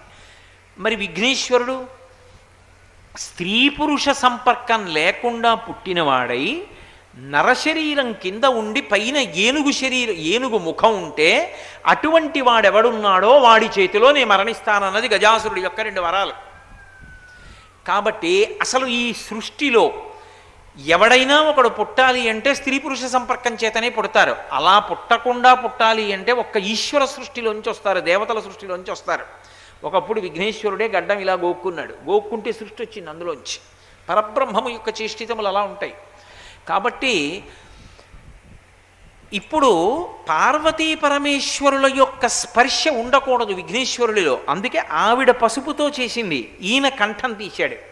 ఏనుగు ముఖం పెట్టాలి, అందుకని ఇప్పుడు తల పెట్టాలి. ఆయన ఏం చేశాడు, ఆ కైలాస పర్వతం కిందనే ఉత్తర దిక్కుగా ముఖం పెట్టి పడుకునుంది ఒక ఏనుగు, దాని కంఠం కోసి తెమ్మన్నాడు. ఆ కంఠం తీసుకొచ్చారు. ఇప్పుడు ఏనుగు ముఖాన్ని నరశరీరానికి అమర్చాడు, అమర్చి ప్రాణప్రతిష్ఠ చేశాడు. ఇప్పుడు పార్వతీ పరమేశ్వర సమాగమ స్వరూపం, ఇద్దరి యొక్క వైభవము, ఇద్దరి యొక్క తేజస్సు ప్రవహించింది ఆయనలోకి. ఇప్పుడు ఏనుగు ముఖమున్నవాడు భార్యాభర్తల యొక్క సమాగమము చేత పుట్టనివాడు, అధోభాగము నరుడిగా ఉన్నవాడు, ఊర్ధ్వభాగము గజముఖముతో ఉన్నవాడు, గజాసుర సంహారమునకు కావలసినటువంటి అవతారము ఆవిర్భవించింది. అందుకుని గజాసుర సంహారానికి వెళ్ళాడు. వెళ్ళినప్పుడు ఆ గజాసురుడితో యుద్ధం చేసి చంపాడు. చంపినప్పుడు ఏమైందంటే ఆ గజాసురుడిలోని నెత్తురంతా ఈయన మీద పడింది. రక్తం పూర్తి ఎరుపని చెప్పలేం, నలుపని చెప్పలేం, నలుపు ఎరుపుల సమాగమ రూపంలో ఉంటుంది. నలుపు ఎరుపు కలిసిన రంగు వచ్చి ఆయన మీద పడింది. పడితే కపిలవర్ణంలోకి వచ్చాడు. కపిలం అంటే నలుపు అనుకుంటుంటారు చాలామంది, కాదు, నలుపు ఎరుపు కలిసినటువంటి రక్తం ఎలా ఉంటుందో అలా ఉంటుంది. అందుకని కపిలహ అని ఒక నామం వచ్చింది ఆయనకి. అప్పుడు గజాసుర సంహారం జరిగింది. గజాసుర సంహారం జరిగితే లోకములు కాపాడబడ్డాయి. అసలు పుడుతూనే లోకము యొక్క ఉద్ధరణ కొరకు, లోకము యొక్క క్షేమము కొరకు అవతారమును స్వీకరించిన వాడెవరు అంటే వినాయకుడు. గజాసుర సంహారం కోసం పుట్టాడు ఆయన. వచ్చినటువంటి వాడు ఏనుగు ముఖంతోనే ఉండిపోయాడు. ఎందుకు ఏనుగు ముఖంతో ఉండిపోవాలి? అందుకని అగజానన పద్మార్కం గజాననం, ఏనుగు ముఖంతో ఉన్నవాడా. ఎందుకు అలా పిలవడం? ఎందుకు ఏనుగు ముఖంతో ఉండడం అంటే, ఏనుగు ముఖానికి ఒక్కదానికే లోకంలో ఒక పేరుంది, సుముఖ అని. సుముఖ అన్న మాటకి 2 అర్థాలు. సుముఖము, మంచి ముఖము. ఎవరిది? పరమ విద్వాంసుడైన వాడు. విద్వాంసుడంటే కేవలం కవిత్వం చెప్పడం కాదు, నోరు గోష్ఠమైన వాడు. నోరు అసలు విప్పడానికి ఇష్టపడడు, మౌనంగా ఉంటాడు. విప్పాడో భగవత్ సంబంధమైన విషయములు మాట్లాడతాడు. గోవులు కట్టిన ప్రదేశము ఎంత పవిత్రమో, గోష్టం అంటే భగవత్ సంబంధమైన వాక్కులు తిరిగిన నోరు అంత గొప్పది. అందుకే కవింక వీణాం ఉపమశ్రవస్తమం జ్యేష్ఠరాజం బ్రహ్మణాం పిలుస్తున్నాం కదా. ఆయన గణానాం త్వా గణపతిం, గణములకు అన్నిటికీ అధిపతి, విద్వాంసులకు విద్వాంసుడు, అటువంటి వాడు. కాబట్టి సుముఖ కాదు. సుముఖ అంటే ఎవరి ముఖం వంక ఒక్కసారి చూసినంత మాత్రం చేత లక్ష్మీ కటాక్షం కలుగుతుందో అటువంటి ముఖాన్ని సుముఖం అని పిలుస్తారు. మంచి ముఖం అండి అంటారు. చూడండి, ఇవాళ లేస్తూనే ఎవరి మొహం చూశానో కానండి ఎంత అదృష్టం పట్టిందంటారు అంటారు. సుముఖ, విఘ్నేశ్వరుడి యొక్క ముఖము సుముఖము, మంచి ముఖము. అందుకే నిద్ర లేవగానే ఒక్కసారి వినాయకుడిని చూడాలి. ఆ వినాయకుడిని హేరంబుడిగా చూడాలి. హేరంబుడు అంటే పరమశివుడు తొడ మీద కూర్చున్నవాడిని. పరమశివుడు ఒక్కడు ఉండడు, అమ్మవారితో ఉంటాడు. కాబట్టి అమ్మవారితో ఉన్న శివుణ్ణి చూడాలి. అమ్మవారు ఒక్కటి ఉన్నదు, సుబ్రహ్మణ్యుడితో ఉంటుంది. కాబట్టి ఎవరిని చూడాలి? శివ కుటుంబాన్ని చూడాలి. ఇప్పుడు అటువంటి సుముఖం ఎందుకైంది ఆయన ముఖం అంటే, ఆయన ముఖమునకు ఒక ప్రత్యేకత ఉంది. లక్ష్మీదేవి ఉండేటటువంటి నివాస స్థానములు 5 చెప్పింది శాస్త్రం. శ్రీ మహావిష్ణువు యొక్క గుండెలు కూడా స్థానమా అండి అని నన్ను మీరు అడగకూడదు. యథార్థమునకు ఆవిడ ఉండేవి 5 స్థానాలు. ఏవి అంటే, ఒకటి తామర పువ్వు, రెండవది బిల్వము అంటే మారేడు దళము యొక్క ఈనెలు తగలనటువంటి వేపు, అంటే ఈనెలు వెనక్కుంటాయి, ముందుకుండేటటువంటి ప్రాంతంలో ఆవిడ ఉంటుంది. అందుకే బిల్వదళయ బిల్వ నిలయాయై నమః అని ఒక నామం ఆవిడికి. అలాగే మూడవది ఆవు యొక్క వెనుక తట్టులో ఉంటుంది, అందుకే గోవుకి వెనక పూజ లక్ష్మీస్థానం. నాలుగవది ఏనుగు యొక్క కుంభస్థలంలో ఉంటుంది. ఐదవది పెళ్ళైనటువంటి ఆడవారు సువాసిని యొక్క పాపట ప్రారంభ స్థానంలో ఉంటుంది, అందుకే భర్తకి లక్ష్మీ కటాక్షానికి అది కారణం. కాబట్టి ఇక్కడ బొట్టు పెట్టుకోకుండా ఉండరు. బొట్టు మరుగున పడుట అన్న మాటకు అర్థం ఇది కాదు. స్నానం చేసినప్పుడు ఎప్పుడో ఇది మరుగున పడుతుంది, ఇది మరుగున పడకూడదు. ఇక్కడ ఎప్పుడూ బొట్టు ఉండాలి. కాబట్టి ఈ 5 లక్ష్మీ స్థానములు. మరి విష్ణువు యొక్క గుండె అక్కడ కదూ ఆవిడ ఉంటోంది. ఈశానాం జగతోస్య వెంకటపతేర్విష్ణో పరాం ప్రేయసీం తద్వక్షస్థల నిత్యవాస రసికాం తక్షాంతి సంవర్ధినీం పద్మాలంకృత పాణిపల్లవయుగాం పద్మాసనస్తాం శ్రియం వాత్సల్యాది గుణోజ్వలాం భగవతీం వందే జగన్మాతరం అని కదూ చెప్తున్నాం. మరి లక్ష్మీస్థానం శ్రీ మహావిష్ణువు గుండె కాకపోవడం ఏమిటి? అది ప్రధానంగా లోకానికి ఏ పాఠం చెప్తుందంటే, లక్ష్మీదేవి నారాయణమూర్తి గుండెల్లో కూర్చోలేదు, నారాయణమూర్తి పాదాల దగ్గర కూర్చుంది ఆవిడ. అందుకే మీరు ఎప్పుడు చూడండి లక్ష్మి ఎక్కడుంటుంది అంటే ఆయన పాదాల దగ్గర ఉంటుంది. లక్ష్మీ మహీతదనురూప నిజానుభావ నీలాది దివ్య మహిషీకర పల్లవానాం ఆరుణ్య సంక్రమణత కిల సాంద్ర రాగౌ శ్రీవేంకటేశ చరణౌ శరణం ప్రపద్యే అంటున్నామా అంటలేదా? ఆయన పాదములు ఒత్తుతుంది. అంటే లక్ష్మీదేవి లోకమునకు ఆదర్శం నేర్పడం కోసం ఆవిడ ఎంచుకున్నటువంటి స్థానం ఆయన పాదములు. ఆయన పాద సంవాహనం చేసి ఆయన పాద జాడలలో ఆమె అనువర్తిస్తుంది, ఆయన వెంట ఆవిడ వెడుతుంది, తనని అంత అనుగమిస్తుంది. కాబట్టి విష్ణువు ఆవిడ్ని గుండెల్లో పెట్టుకున్నారు. ఇది లోకానికి అంతటికీ పాఠం చెప్పడం. లక్ష్మీనారాయణుల్లా బతకండి దంపతులంటే భర్తని భార్య అనుగమించాలి, ఆ కారణం చేత భర్త గుండెల్లో పెట్టుకోవాలి అని. కాబట్టి లక్ష్మీస్థానములను 5 చెప్తారు. ఈ 5లో ఒకటి లక్ష్మీస్థానం ఏది అంటే ఏనుగు యొక్క కుంభస్థలం.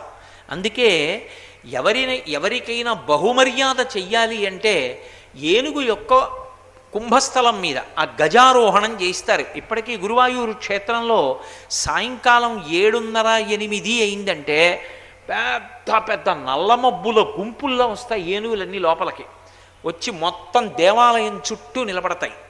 అవి ఎంత అలవాటు పడిపోతాయంటే భగవంతుణ్ణి వహించడానికి ఒక్కొక్క ఏనుగుని చూస్తే ఏనుగులో ఉండదు, అదిదో పర్వతాన్ని చూసినట్టు ఉంటుంది. ఆ పర్వతం లాంటి ఏనుగుకి కృష్ణ భగవానుణ్ణి అందిస్తారు, పైకి అందిస్తే బల్లమించి పైన ఆయనకి మంటపం కట్టి కుంభస్థలం మీద పెడతారు. ఎలా ఎక్కుతాడరా అర్చకుడు అనిపిస్తుంది మనకి. అర్చకుడు దగ్గరికి వచ్చేటప్పటికి అది ఒక కాలు వంచుతుంది, వంచితే చెవి పట్టుకుని ఒక్క దూకి మోకాలు మీద కాలు పెట్టి ఈ పైన సంధిబంధములలో కాలు గుచ్చుతూ కుంభస్థలం మీదకి ఎక్కుతాడు. ఎక్కి అర్చకుడు కూర్చుంటాడు. అది గుడి చుట్టూ తిరిగి వస్తుంది, ఈశ్వరుణ్ణి వహిస్తుంది ఏనుగు. 2 పెద్దలైనటువంటి వారికి ఎవరికైనా సరే సత్కారం ఏది అంటే గజారోహణం. వారిని ఏనుగెక్కించారు అంటారు. అందుకే ఏడిచాడు అల్లసాని పెద్దనగారు. ఎదురైన చోతన మదకరీంద్రము డిగ్గి కేలూతనొసగి ఎక్కించుకొనియే మనుచరిత్రం బందుకొను వేళ పురమేగ పల్లకి తనకేల పట్టి ఎత్తే బిరుదైన కవిగండ పెండేరమునకీవె తగునని తానే పాదమున తొడగే గోకట గ్రామాధ్యనేకాగ్రహారములడిగిన సీమలు అందునిచ్చే ఆంధ్ర కవితా పితామహ అల్లసాని పెద్దనామాచ్య అని నన్ను పిలుచునట్టి కృష్ణ రాజలతోడదివికేగలేక బ్రతికియున్నాడ జీవోత్సవంబునగుచు అని చెప్పుకున్నాడు. కాబట్టి ఎదురైన చోతన మదకరీంద్రము డిగ్గి కేలూతనొసగి ఎక్కించుకునియే. కృష్ణదేవరాయల వారు అలా వెళ్ళిపోతుంటే ఎప్పుడైనా అల్లసాని పెద్దనగారు రాజవీధిలో కనపడితే గబగబా ఏనుగు మించి కిందకి దిగి ఆంధ్ర కవితా పితామహ అని పిలిచి ఆ పైనుంచి కిందకొచ్చి చెయ్యి పట్టుకుని పైకి ఎక్కించి నన్ను ఏనుగెక్కించి తిప్పేవాడు అని చెప్పుకున్నాడు. శ్రీమదాంధ్ర కవితా పితామహ సర్వతోముఖాంక పంకజాక్ష పాదాంబుజాధీన మానసేందిందిరనందవరపరవప్సోత్తం చటకోపతాప ప్రసాదాదితా సారిత కవితామ తల్లి కల్లసాని చొక్కయామార్చపుత్ర పెద్దనార్య ప్రణీతంబైన స్వారోచిషమను సంభవంబను మహాప్రబంధంబు అని చెప్పుకున్నాడు మన చరిత్ర రాసినప్పుడు. అంతటి మహాకవి కనపడితే అల్లసాని పెద్దన గారిని కృష్ణరాయల వారు చెయ్యి పట్టుకుని పైకెత్తి కూర్చోబెట్టేవట ఏనుగు మీద. అందుకని గజారోహణం అంటారు. ఆ ఏనుగు అంత గొప్పది. అందుకని సుముఖ, ఆ ఏనుగు ముఖాన్ని ఒక్కసారి చూశామనుకోండి లక్ష్మీ కటాక్షం. అందుకని ఆయనని గజాననం, ప్రత్యేకంగా ఏనుగు ముఖమున్నవాడా అని ఒకసారి పిలుస్తాం. ఆయనకి ఏనుగు ముఖం ఉంటే ఆయనకి కాదు ప్రయోజనం, మనకి. ఎందుకని అంటే మిగిలిన ఏ దేవతల విషయంలోనైనా మీరు ప్రయత్నపూర్వకంగా మీ మనస్సుని వాళ్ళ పాదాల దగ్గర పెట్టాలి. అప్పయ్య దీక్షితుల వారని దక్షిణ దేశంలో ఉండేవారు, గొప్ప శైవోపాసకుడు. ఆయన మన ప్రమేయం లేకుండా మన మనసుని తన వైపుకి లాగగలిగినటువంటి వస్తువులు కొన్నింటిని నిర్ణయం చేశారు. అందులో మొట్టమొదటిది ఏది అంటే ఏనుగు, రెండవది ఏది అంటే చంద్రుడు, మూడవది ఏది అంటే సముద్రం, నాలుగవది ఏది అంటే తామర పూలు విరిసినటువంటి కొలను, ఐదవది ఏది అంటే వీణానాదం. ఈ 5. అందుకే అమ్మవారికి ఇప్పటికీ కూడా అత్యంత ప్రీతిపాత్రం ఏది అంటే అల్లమురళీరవ వాజిత కూజిత కోకిల మంజుల మంజురతే అని ఆవిడ దగ్గర వేణువు వాయించిన వీణ వాయించిన ఆవిడ బహుప్రసన్నురాలవుతుంది. శారదా నవరాత్రుల్లో రాజోపచారాల్లో తప్పకుండా వీణ వేణువు వాయించేటట్టు చూసుకుంటారు. మా కాకినాడ అయ్యప్ప స్వామి దేవస్థానంలో శారదా నవరాత్రులు చేస్తే తప్పకుండా ఈ 2 వాద్యాలు అమ్మవారి దగ్గర వినపడేటట్టుగా జాగ్రత్త పడుతూ ఉంటాం. కాబట్టి ఆ ఏనుగు అనపడేటటువంటి దానికి ఒక పెద్ద విశేషమైన లక్షణం ఉంది. అది ఏం చేస్తుంది అంటే మన ప్రయత్నం లేకుండా మన మనసుని అది లాగేసుకుంటుంది. మీరు ఇప్పటికీ చూడండి, తిరుమల వెళ్ళారనుకోండి, తిరుమల కొండ మీద ఏనుగు కనపడింది అనుకోండి, పిల్లలు కూడా అయిపోతారు, పెద్దవాళ్ళు కూడా అయిపోయి కాసేపు దాని వంక అలా చూస్తారు. దాని తొండం, ఆ తొండం ఇలా ఊపుతూ చాటలంతంత చెవులు, అందులోంచి ఊపిరి, అరటిపండు తీసుకుని ఇలా నోట్లో పెట్టుకునేటటువంటి లక్షణం, ఆశీర్వచనం చేయడం, ఆ తొండం పెట్టి దాని పెద్ద పెద్ద కాళ్ళు, ఇంతంత గోళ్ళు, చిన్ని చిన్ని కళ్ళు, దాని తోక, కొండంత శరీరం చూస్తుంటే పిల్లల దగ్గర నుంచి పెద్దవాళ్ళ వరకు ఓసారి ఏనుగు వంక అలా చూడకుండా ఉండలేరు, అంత సంతోషంగా చూస్తారు. అందుకే విఘ్నేశ్వరుడి దగ్గరికి వెళ్ళారనుకోండి, మీరు మనసు ఆయన దగ్గర పెట్టక్కర్లేదు, ఆయన మీ మనసు లాగేస్తాడు, ఏనుగు ముఖం ఉన్నవాడు కాబట్టి. మన మనసు ఆయన దగ్గర పెట్టడం అంటే అంత తేలికైన విషయమా? అది ఎప్పుడూ తిరుగుతూ ఉంటుంది మనసు. తిరుగుతున్న మనస్సును అక్కడ పెట్టడం అంత తేలిక కాదు. ఒక్క విఘ్నేశ్వరుడు మాత్రం మన మనసుని ఆయన లాగుతాడు. అందుకే సుముఖ కాదు, అసలు సుముఖ అంటే ఏనుగే. ఎందుకో తెలుసా? లోకంలో అందరికన్నా చాలా గొప్ప ముఖమున్నవాడు అని ఎవరిని పిలుస్తారంటే ఎక్కువ వినే అలవాటు ఉన్నవాడు, తక్కువ మాట్లాడే అలవాటు ఉన్నవాడు. ఆయన ఎక్కువ వింటాడు, తక్కువ మాట్లాడతాడు. తక్కువ మాట్లాడడంలో కూడా ఏం చేస్తాడంటే నేను గబుక్కుని తొందరపడి మాట్లాడతానేమో అని నోటికి చెయ్యి అడ్డు పెట్టుకుంటారు. మీరు ఎప్పుడైనా చూశారో లేదో, తిరుమల క్షేత్రానికి వెడితే వెంకటేశ్వర స్వామి వారిని దర్శించి బయటికి వచ్చేసిన తర్వాత ఆ వెంకటేశ్వర స్వామి వారి తల్లిగారి యొక్క మూర్తి ఉంటుంది. ఆవిడ్ని చూసి యువతలకు వచ్చిన తర్వాత బొమ్మల గూళ్ళగా ఉంటుంది, బోళ్ళంత మంది మూర్తులు ఉంటారు. అందులో జాంబవంతుడు, సుగ్రీవుడు వాళ్ళు కూడా ఉంటారు. ఆజ్ఞాపాలక హనుమ అని ఉంటారు. హనుమ ఇలా ఉంటారు, ఎప్పుడూ ఇలా పెట్టుకుని ఉంటారు. మీరు బాగా గమనించండి, విఘ్నేశ్వరుడికి హనుమకి చాలా పోలికలు ఉంటాయి. 1, 2 కాదు, ఎన్ని పోలికలు ఉంటాయో. ఆయన ఇలా పెట్టుకుంటారు ఎప్పుడు. అంటే నేను గబుక్కుని మాట్లాడతానేమో, మాట్లాడాలంటే ఇది తీయాలి, ఇది తీయాలంటే ఎందుకు తీయాలి? రాముడు మాట్లాడితే నేను వినాలి, నేను మాట్లాడడం ఏంటో ఆయన దగ్గర. అందుకని ఇలా ఉంటారు. క్యాలెండర్లు కూడా వచ్చాయి ఆ మధ్య, ఇలా ఉంటారు. ఆజ్ఞాపాలక హనుమ అంటే ఆయన ఏమైనా చెప్తే చేయడానికి, నేను మాట్లాడడానికి కాదు. అలాగే ఉంటారు విఘ్నేశ్వరుడు. అందుకే ఇద్దరి పూజ కూడా సమానంగా ఉంటుంది. ఈయనకి సింధూరంతో పూజ, ఆయనకి సింధూరంతో పూజ. ప్రాతస్మరామి గణనాథ మనాథ బంధుం సింధూర పూర పరిశోభిత గండ యుగ్మం ఉద్దండ విఘ్న పరిఖండ నచండ దండ మాఖండలాది సురనాయక బృంద వంద్యం. గండస్థలానికి సింధూరం రాసుకుని ఉంటాడు విఘ్నేశ్వరుడు. హనుమకి సింధూరంతో పూజ. ఈయనకి ప్రారంభంలో పూజ విఘ్నేశ్వరుడికి ఆదవ పూజ్యో గణాధిప, చిట్ట చివరి పూజ హనుమకి. పవమానాసుతుడు పట్టు పాదారా విందములకు నీనామారూపములకు జయ జయమంగళం నిత్య శుభమంగళం అంటే పూజ అయిపోయిందని గుర్తు. మంగళహారతి. ఇద్దరికీ అనేకమైన పోలికలు ఉంటాయి అర్చన యందు కూడా. అటువంటి విఘ్నేశ్వరుడు సుముఖ, మనందరి నోటికి అడ్డేమీ ఉండదు. పెదవులు ఉన్నాయి కదండి అనొచ్చు మీరు, కానీ ఒకటి బాగా జ్ఞాపకం పెట్టుకోండి, పెదవులు నోటిలో అంతర్భాగం. అందుకే సంస్కృతంలో నోటికి ఒక మాట, ముఖమునకు ఒక మాట లేవు, రెండిటికి ఒకటే మాట. వక్త్రం అన్నాను అనుకోండి, అదే నోరు, అదే ముఖం, రెండిటికి ఒకటే మాట వాడతారు సంస్కృతంలో. పెదవులకు ఒక లక్షణం ఉంది, అవి నోటిలో అంతర్భాగములు, అవి మళ్ళీ వేరే ఇలా కాపాడేవి కావు, అడ్డు పెట్టేవి కావు. ఎందుకంటే ప అనాలనుకోండి పెదవులు కదవకపోతే రాదు, మ అనాలనుకోండి పెదవులు రెండు కలవకపోతే రాదు. పెదవులు కలిస్తే వచ్చే అక్షరాలు కొన్ని ఉన్నాయి, అంటే అవి భాషలో అంతర్భాగమా కాదా మాట్లాడడానికి. అమ్మ అనాలి, పెదవులు కలపకుండా అమ్మ అని పిలంటే ఎలా పిలుస్తారు? పిలవలేరు. అందుకని పెదవులు భాష యందు అంతర్భాగం, కానీ చెయ్యి అంతర్భాగం కాదు. సుముఖ, చాలా గొప్పవాడని ఎవరిని పిలుస్తారో తెలుసా? చాలా ఉత్కృష్టమైన స్థితి కలిగినటువంటి శిష్యుడు అని గుర్తు ఏమిటంటే, గురువుగారి దగ్గరికి వెళ్ళగానే ఇలా పెట్టుకుంటాడు. మళ్ళీ ఇది ఎప్పుడు తీయాలి? గురువుగారు అడిగిన దానికి జవాబు చెప్పవలసి వస్తే అంతే.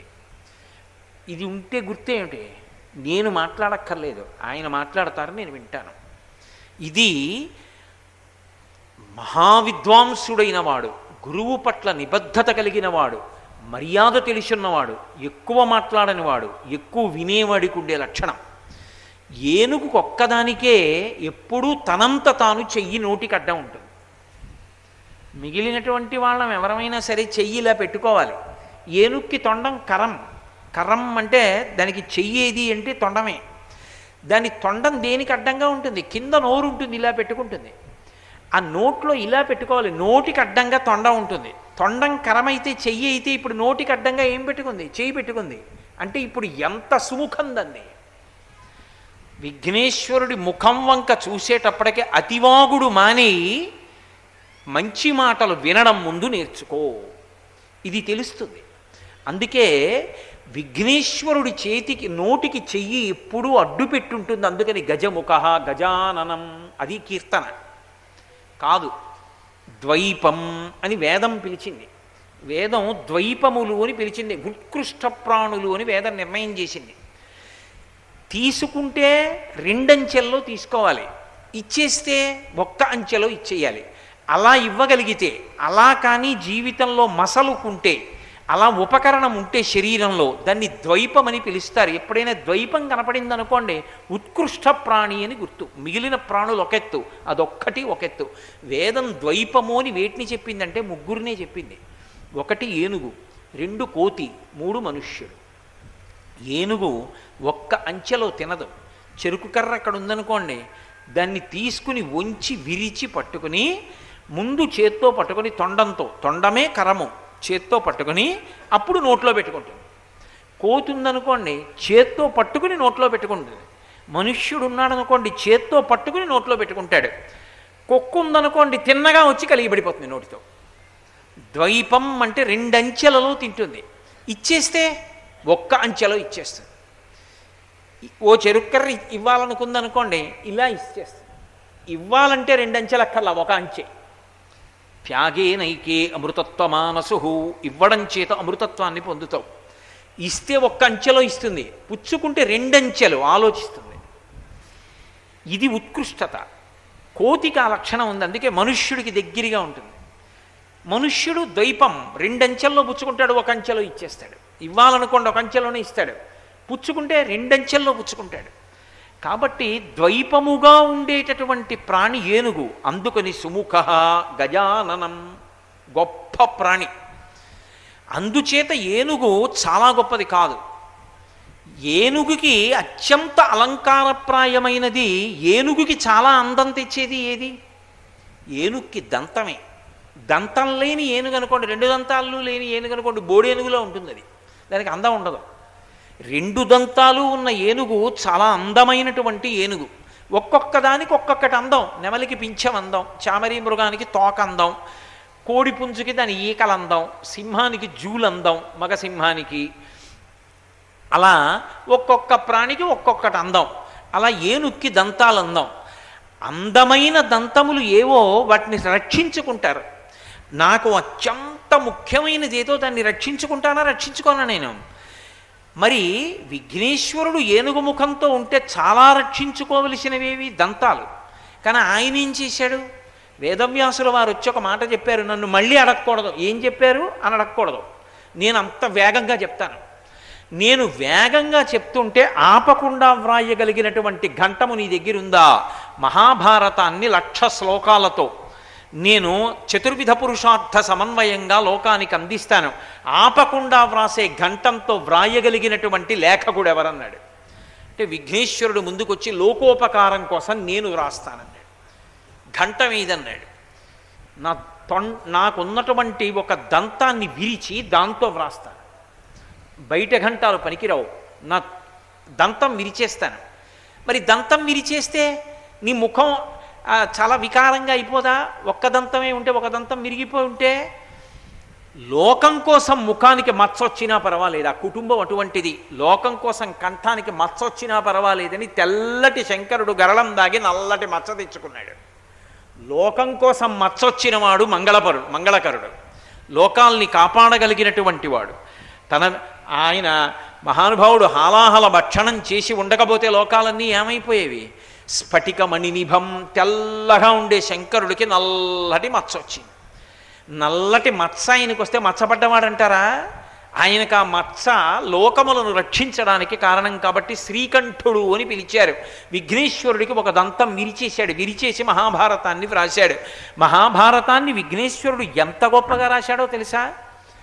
మంచి కఠినమైనటువంటి సమాసాలతో ఉన్నటువంటి వాక్యాలు చెప్పి వ్యాసుడు ఆగేవాడు. ఎందుకని అంటే బహుశः ఇది రాయడానికి కొంత సమయం పడుతుంది కాబట్టి కాస్త ఊపిరి తీసుకుందాం అని. ఆయన అంతా చెప్పి ఏదో ఎక్కడన్నా తడబడతాడేమో చూద్దాం, లావలీలుంగలవంగలంగల లలితాలక్షంబు లిక్షించుచన్ అన్నాను అనుకోండి, ఏంటన్నారు అనోసారి ఆగుతాడేమో అని ఓ అనేవాడయ్య. ఓ అనేస్తే పూర్తయిపోయింది. ఎలా? అంత గొప్పగా వ్రాశాడు. ఎవరి కోసం? లోకం కోసం. ఒక దంతం విరిచేశాడు. భిన్న దంత, ఏకదంత, ఒకటే దంతం ఉంటుంది. ఇప్పుడు ఒక దంతం ఉన్నటువంటి విఘ్నేశ్వరుడి యొక్క ముఖం అమంగళకరంగా ఉందా, వికారంగా ఉందా? మన కోసమని ఒక దంతాన్ని విరిచి మహాభారతం వ్రాసినటువంటి విఘ్నేశ్వరుడు, మీరు కూడా మీ దగ్గర ఏ అపురూపమైనటువంటి విభూతి భగవంతుడు ఇచ్చినదున్నదో దాన్ని లోకం కొరకు ఉపయోగించండరా అని మనకి సందేశం ఇస్తున్నాడా? సందేశం ఇస్తున్నాడు. అందుకని సుముఖ, ఆ ముఖం చేతనే లోకానికి పాఠం చెప్తున్నాడు. అందుకని గజాననం మహానుభావుడు కాదు. ఆయనకి గజాననం అని ఎందుకు పేరంటే గజ అంటే ఏనుగు, జగ తిరగేయండి, జగత్ జాయితే గచ్చతే వచ్చి వెళ్ళిపోయే జగత్. జగత్తుకి పరమేశ్వరుణ్ణి చేరుకోవడానికి భారం ఏమిటి?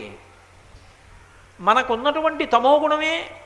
తెల్లవారుజామున లేవలేకపోవడం, భగవంతుణ్ణి ఆరాధన చేయలేకపోవడం, కాసేపు కూడా కూర్చోలేకపోవడం, ఆయన మీద మనసు పెట్టలేకపోవడం, ఇవన్నీ మనకున్నటువంటి వికారాలు. ఏనుగు ఎందుకు పైకి ఎగరలేదు? దాని శరీరమే దానికి బరువు. అన్నిటికన్నా భూమికి తక్కువ ఎగిరేది ఏది అంటే ఏనుగు. మనం ఎందుకు ఊర్ధ్వముఖ చలనం చెయ్యలేము? మనకి సంసారం బరువు. కాబట్టి జగము యొక్క స్థితిని తన ముఖము చేత చెప్పినవాడు గజముఖుడు. అది శ్రీముఖం, అందుకని సుముఖం. అందుకని గజాననం కాదు. ఎందుకు గజాననం అంటే అలా ఎందుకు పిలుస్తున్నాడంటే, కవి ఋషి ఎందుకు పిలుస్తున్నాడంటే పారవస్యంతో పిలుస్తున్నాడు. ఏదో అక్కడ సరిపోయిన గజానన పద్మార్కం గజానన మహర్నిశం అని కాదు పిలిచేది. ఆ పిలవడంలో ఒక విశేషమైనటువంటి స్తోత్రం ఉన్నది.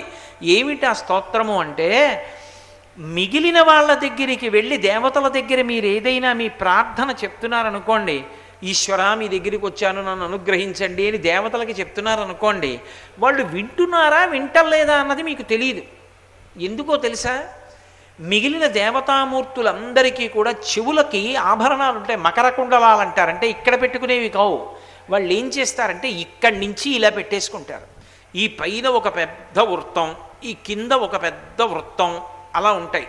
అవి చెవులు ఇలా మూసుకుని ఉంటాయి. చెవులని కప్పేస్తాయి. కాబట్టి మీరు చెప్పింది ఆయన విన్నాడా వినలేదా? ఆయన విన్నాడని ఏమిటి నమ్మకం? అంటే వింటాడు పరమాత్మ, వినకపోవడం ఏమిటి అని ఒక నమస్కారం పెట్టొస్తాం. కానీ ఏనుగు దగ్గరికి వెడితే ఆయన చెవులకు ఆభరణాలు ఎక్కడ ఉంటాయి? మకరకుండలాలు ఉండవు, అందుకే చెవులు అలాగే ఉంటాయి. పైగా మిగిలిన దేవతలు వినేటప్పుడు చెవులు ఇలా ఇలా ఊపరు. ఒక్క ఏనుగు ముఖం ఉన్న విఘ్నేశ్వరుడు మాత్రం చెవులు ఊపుతూ వింటాడు. ఆ బాగా వింటున్నాను సుమా అని శూర్పకర్ణం చాటల లాంటి చెవులు ఇలా ఊపుతూ వింటాడు. అలా వింటాడు కాబట్టే మన ప్రార్థన ఆయన వింటున్నాడు, పెద్ద పెద్ద చెవులతో వింటున్నాడని మనకి తృప్తిగా ఉంటుంది. మనం చెప్పుకున్నది విన్నాడన్న తృప్తిని ఇవ్వగలిగినటువంటి రూపం గజాననం. అందుకని సుముఖం ఒకట. అందులో ఎన్ని లక్షణాలు ఉండడం వల్ల ఆయన ముఖాన్ని కీర్తిస్తున్నాడు. అగజానన పద్మార్కం గజానన మహర్నిశం అనేకదం తం భక్తానాం ఏకదంతం ఉపాస్మహే. అది ఎలాగట చమత్కారం. గజాననం అహర్నిశం, ఆయనని నేను ఎప్పుడూ పూజిస్తున్నాను. అహర్నిశం, అహం అంటే పగలు, నిశం అంటే రాత్రి, రాత్రి పగలు కూడా పూజిస్తున్నాను. ఎలా ఎలా పూజిస్తారు? రాత్రి నిద్రపోయినప్పుడు ఎలా పూజిస్తున్నారు? తప్పు కాదు శ్లోకం. పగలంతా మనం ఆయన్ని పూజిస్తున్నామా? ఇంకో అబద్ధం కాదు కాదు. మీరు ఏమని ఆయన యొక్క షోడశనామ స్తోత్రం చెప్తున్నారు? సుముఖశ్చైకదంతశ్చ కపిలో గజకర్ణక, ఆ శ్లోకం చెప్పి స్కంద పూర్వజ షోడశైతాని నామాని ఎప్పటి శృణుయాదపి. మీకు చదవడం రాకపోతే చదివేవాడు ఉంటే వినోసారి చాలు. విద్యారంభే వివాహే చ, ఎప్పుడెప్పుడు దీన్ని వినాలి, ఎప్పుడెప్పుడు దాన్ని చదవాలి విఘ్నేశ్వరుడు గురించి అంటే విద్యారంభే వివాహే చ ప్రవేశే నిర్గమే తథా సంగ్రామే సర్వకార్యేషు విఘ్నస్తస్య నజాయతే. విద్యారంభే, విద్య నేర్చుకోవడం మొదలెట్టినప్పుడు చదువు. వివాహే చ, పెళ్లి చేసుకునేటప్పుడు చదువు. అదేమిటి? చదువు మొదలెట్టినప్పుడు ఓసారి చెప్పి మళ్ళీ పెళ్లి చేసుకునేటప్పుడు చదవడం అదేమిటండి? శ్లోకం అలా ఉంది. లేకపోతే రోజు చదువు మొదలుపెట్టినప్పుడు చదివితే మరి అహర్నిశం ఎలా అయింది? మరి ఆ శ్లోకంలో అలా ఈ శ్లోకంలో ఇలా ఉంటే అన్వయం ఎలా కుదురుతుంది? అంటే విద్యారంభే అన్న మాటకు అర్థం ఏమిటంటే చదువుకోవడం అన్నది ఎప్పుడు మొదలవుతుంది? అక్షరాభ్యాసంతో కాదు. అక్షరాభ్యాసము వైదికోపచారము కాదు. అక్షరాభ్యాసము వైదిక సంస్కారములలోనిది కాదు. అసలు నిజానికి చదువు నేర్చుకోవడం అన్న మాట అక్షరాభ్యాసం ఎక్కడ అంటే ఉపనయనమునందు. ఉపనయనం ఎందుకు చేస్తారు? యజ్ఞోపవీతం వేసి గురువుగారి దగ్గరికి పంపిస్తారు చదువుకోవడానికి. గురువుగారి దగ్గరికి పంపడానికే ఉపనయనం చేస్తారు. ఉపనయనము అక్షరాభ్యాసము, అక్షరాభ్యాసమని మళ్ళీ వేరే వైదిక సంస్కారం లేదు యథార్థానికి. కాబట్టి విద్యారంభే అన్న మాటకు అర్థం ఏమిటంటే నీ ఉపనయనం జరుగుతున్నప్పుడు మొదట ఈయన యొక్క నామాలు చెప్పడం నేర్చుకో. అంటే బ్రహ్మచర్యమంతా గురువుగారి దగ్గర విద్య నేర్చుకుంటున్నావు కాబట్టి చెప్పాలి. విఘ్నేశ్వర నామాలు ఇప్పుడు చెప్తూ ఉండాలి బ్రహ్మచర్యంలో. వివాహేచ, బ్రహ్మచర్యాశ్రమం తర్వాత గృహస్థాశ్రమం, పెళ్లి చేసుకుంటే గృహస్థాశ్రమంలో ఉన్నన్నాళ్ళు కూడా చెప్పు. కాబట్టి విద్యారంభే వివాహే చ ప్రవేశే నిర్గమే తథా. ప్రవేశే, లోపలికెళ్ళేటప్పుడు బాగా గుర్తుపెట్టుకోండి, జీవితంలో కదలికలన్నీ లోపలికెళ్ళడం బయటికి రావడమే. నేనిప్పుడు దక్షారామంలోకి వచ్చాను, గుళ్ళోకి వచ్చాను, వేదిక మీదకి వచ్చాను, వేదిక వదిలి కిందకు వచ్చాను, కింద నుంచి కారులోకి వచ్చాను, కారులోంచి కాకినాడ వచ్చాను, కాకినాడ నుంచి ఇంట్లోకి వచ్చాను. ఇవన్నీ ఒకటి వదులుట, ఒక దాంట్లోకి వెళ్ళుట. ఎప్పుడెప్పుడు ఎక్కడెక్కడ ఒకటి వదిలి ఒక దాంట్లోకి వెళ్ళినా ఇవి చెప్పు. మరి అహర్నిశం కాలా? పగటిపూట జాగృతిలో ఉన్నావు, రాత్రి పడుకుంటున్నావు అంటే నిద్రపోయే ముందు కూడా ఎవరికి ముందు ఓ నమస్కారం పెట్టాలి. విఘ్నేశ్వరుడి వంక తిరిగి ఓ నమస్కారం పెట్టి పడుకో. నిద్రకి విఘ్నం ఉండదు. లేకపోతే నిద్రకి విఘ్నం వచ్చిందనుకోండి తెల్లారి ఆకలి ఉండదు. రాత్రి నిద్రపోని వాడికి పొద్దున్న ఆకలేదు, పొద్దున్న కడుపు నిండా తినని వాడికి మళ్ళీ నిద్ర ఉండదు. నిద్ర ఆకలి రెండిటికి పరస్పర సంబంధం. కడుపుకి కంటికి అంత సంబంధం. కడుపు నిండితే కనురెప్ప పడుతుంది, కనురెప్ప బాగా పడిపోతే తెల్లారు కట్ట బాగా ఆకలిస్తుంది. కాబట్టి ఆకలి నిద్ర ఆరోగ్యానికి లక్షణాలు. ఈ రెండూ ఉండాలంటే, విఘ్నం లేకుండా ఉండాలంటే ఆయనకి నమస్కారం చేయడం మర్చిపోవద్దు. ప్రవేశే నిర్గమే తథా. ఈ రెండు ఆశ్రమాలు కూడా విడిచిపెడితే వానప్రస్థము సన్యాసము. అసలు ప్రవేశే ఈ శరీరము లోపలికి వచ్చినప్పుడు, నిర్గమే ఆఖరికి శరీరం విడిచిపెడుతున్నప్పుడు కూడా ఆయనని మర్చిపోవద్దు. నిర్గమే తథా సంగ్రామే యుద్ధానికి వెళ్ళిన, సర్వకార్యేషు ఇది అది అనకు. ఏ పని చెయ్యి ఆయనకి నమస్కారం చేసి వెళ్ళాం. ఆయనకొక్క నమస్కారం చేసి వెళ్ళడం నీకు అలవాటైందా అంతే, ఆయన రక్షిస్తాడు. ఆయన యందు భక్తితో కూర్చున్నవాణ్ణి అనుగ్రహించి తీరుతాడు. అందుకే ఓ చమత్కారం ఉంది. ద్రవిడ దేశంలో ఓ సంప్రదాయం ఉంది. మీరు ఎవరినైనా పెద్దవాళ్ళని అడగండి, చెప్తారు. విఘ్నేశ్వరుడికి గుడి కట్టి ప్రతిష్ఠ చెయ్యాలంటే ఏ మూర్తి ప్రశస్తము అని అడిగారు అనుకోండి, ద్రవిడ దేశంలో ఏదైనా ఇంకో గుళ్ళోంచి ఎత్తుకొచ్చిన మూర్తి ప్రశస్తం అని చెప్తారు. ఎందుకో తెలుసా? మీరు ఎక్కడ చూడండి వినాయకుడు ఉంటాడు. పిళ్ళయార్ పిళ్ళయార్ పిళ్ళయార్ అంటారు. పెద్ద కొడుకు గారు పెద్ద కొడుకు గారు పెద్ద కొడుకు గారని. ఎవరికి పెద్ద కొడుకు? శివుడికి పెద్ద కొడుకు, లోకానికి అంతటికీ పెద్ద అబ్బాయి. ఇంట్లో సేవకులందరూ పెద్దబ్బాయి గారు వస్తున్నారు పెద్దబ్బాయి గారు వస్తున్నారంటారు. వాళ్ళు అంత గౌరవంగా పిళ్ళయార్ పిళ్ళయార్ పిళ్ళయార్ అంటుంటారు. చెట్టు కింద పుట్ట కింద ఎక్కడ చూసినా వినాయకుడే. ఇప్పుడు అలా వినాయకుడిని గుళ్ళోంచి ఎత్తుకెళ్ళి ఇంకో గుళ్ళో పెడతారేమోనని ఎవరి గుళ్ళో విఘ్నేశ్వరుణ్ణి వాళ్ళు చాలా జాగ్రత్తగా కాపాడుకుంటుంటారు. మా వినాయకుడిని ఎవడన్నా ఎత్తుకుపోతాడేమోనని. అదే భక్తి. అలా దృష్టి పెట్టించడానికి ఆ సిద్ధాంతం వచ్చింది అక్కడ. కాబట్టి ఇప్పుడు ఆయన యందే మనసు పెట్టారనుకోండి, ఆయన ఏదైనా ఇస్తాడు. దీనికి అవయార్ కథలని ద్రవిడ దేశంలో చాలా ప్రఖ్యాతి. నిన్ననే ఎక్కడో చెప్తున్నాను నేను. చేరరాజు సుందరమూర్తి అని ఇద్దరు ఉండేవారు. వాళ్ళ దగ్గర యోగాశ్వాలు ఉండేవి. అవి ఎక్కితే వాళ్ళు ఎక్కడికైనా వెళ్ళిపోయేవారు. ఓసారి అవయార్ బాగా వృద్ధురాలు, పాపం విఘ్నేశ్వరుడికి పూజ చేసుకుంటోంది ఆవిడ. అంటే వాళ్ళిద్దరు వచ్చారు, మావి యోగాశ్వాలు కైలాసానికి ఎడుతున్నాం, అవయార్ వస్తావా తీసుకెడతామన్నారు. ఆవిడంది మనసారా విఘ్నేశ్వర పూజ చేశాక వస్తా, ఉంటారా అంది. మనసారా అంటే అప్పటికవుతుందో, మేము వెళ్ళిపోతున్నాం, నీ కర్మ ముసిల్దానివి రా అని వాళ్ళు వెళ్ళిపోయారు. ఈవిడ మనసారా విఘ్నేశ్వరుణ్ణి పూజ చేసి వీధిలోకి వచ్చి చూసింది, ఉన్నారేమో పెద్దది కదా అని ఉంటారులే అక్కడికి వెళ్ళిపోతారని. ఏరి వాళ్ళిద్దరంది, వాళ్ళిద్దరు వెళ్ళిపోయారని. ఆవిడ తిన్నగా విఘ్నేశ్వరుడి దగ్గరికి వెళ్ళింది. నిన్ను మనస్ఫూర్తిగా పూజించుకోవాలన్న కోరికతో నేను వెళ్ళలేదు. చేరరాజుతోటి సుందరమూర్తితోటి నన్ను కైలాసం చేర్చండి. ఆయన తొండంతో ఇలా పట్టుకుని అలా ఎత్తి కైలాసంలో పెట్టేశాడు. వీళ్ళిద్దరు వచ్చే లోపల ఆవిడ పరమశివ సన్నిధానంలో కూర్చుంది. అవయార్ కథలని ద్రవిడ దేశంలో చాలా ప్రఖ్యాతి. కాబట్టి ఆయన ఏమి ఇవ్వలేడు, ఆయన ఏమైనా ఇవ్వగలడు. ఆయన ఇవ్వలేనిది అన్నది లోకంలో ఏమీ లేదు. మూలాధార చక్రం దగ్గర నుంచి ఉపాసకుడిని సహస్రారం వరకు తొండంతో ఎత్తి పట్టుకెళ్ళి కూర్చోబెడతాడు, అమృతధారలు పడేటట్టుగా. అందుకే మూలాధార క్షేత్రాస్థితం అని ముత్తుస్వామి దీక్షితారు వారు కీర్తన చేస్తారు. అటువంటి విఘ్నేశ్వర స్వరూపం ఏదుందో దాన్ని ప్రవేశే నిర్గమే తథా సంగ్రామే సర్వకార్యేషు విఘ్నస్తస్య నజాయతే. కాబట్టి ఇప్పుడు ఆ శ్లోకానికి ఈ శ్లోకానికి ఎక్కడ భేదం ఉంది? అహర్నిశం పగలు రాత్రి కూడా. రాత్రి కూడా అంటే పడుకోబోయే ముందు, నిద్ర లేవగానే సుముఖం ఏనుగు ముఖాన్ని చూసి లేవాలి కాబట్టి ఆయన్ని చూసిలే. కాబట్టి అహర్నిశం అనేకదం తం భక్తానాం. అనేకదంతం అనకూడదు, అనేకదం అంటే దమ్ అంటే ఇచ్చువాడు. తం భక్తానాం తనకి భక్తులైన వారెవరున్నారో అటువంటి వాళ్ళకందరికీ ఒకటి రెండు కాదు, అనేకదం. ఇది మాత్రమే ఇచ్చాడు అని చెప్పడం కుదరదు. ఏదైనా ఇవ్వగలిగిన వాడు. అందుకే సంతాన గణపతి, ఉచ్ఛిష్ట గణపతి, విద్యా గణపతి, హేరంబ గణపతి, శక్తి గణపతి, లక్ష్మీ గణపతి ఎన్ని రూపాలో. ఒకానొకప్పుడు శృంగేరి పీఠంలో లోపల శారదాదేవికి ఉన్నటువంటి ఆస్తినంతటిని దోచుకుపోవడం కోసం అని చెప్పి కొంతమంది బయలుదేరి గుంపులు గుంపులుగా వచ్చేస్తున్నారు. లోపలికి వెళ్ళి పీఠాధిపతితో చెప్పారు, అయ్యా పెద్ద పెద్ద గుంపులు వచ్చేస్తున్నాయి, శారదాదేవికి ఉన్న ఆభరణాలు దోచుకుపోవడానికి అన్నారు. ఆయన అన్నారు, నేనేం చేస్తాను, కాషాయం కట్టుకున్నవాడిని నేను యుద్ధం చేయమంటారా, నేనేం చేయగలనన్నారు.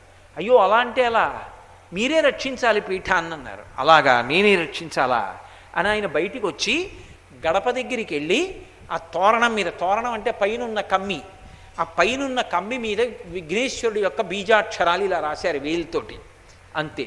ఆ తోరణం మీద గణపతి వచ్చారు. తోరణ గణపతి అంటారు, ఇప్పటికీ ఉన్నారు శృంగేరిలో. శృంగేరి లోపలికి వెళ్ళాలంటే ఆయనకి నమస్కారం చేసి వెళ్ళాలి. శృంగేరిలోంచి బయటకు వచ్చే ముందు ఆయనకి కొబ్బరికాయ కొట్టి నమస్కారం చేసి బయటికి రావాలి. అంతే. ఇక ఆ గడప దాటలేదు, అక్కడ దాకా వచ్చి నెత్తురుకొక్కకు పడిపోయారు అంతే. శృంగేరి పీఠం అలా రక్షింపబడింది.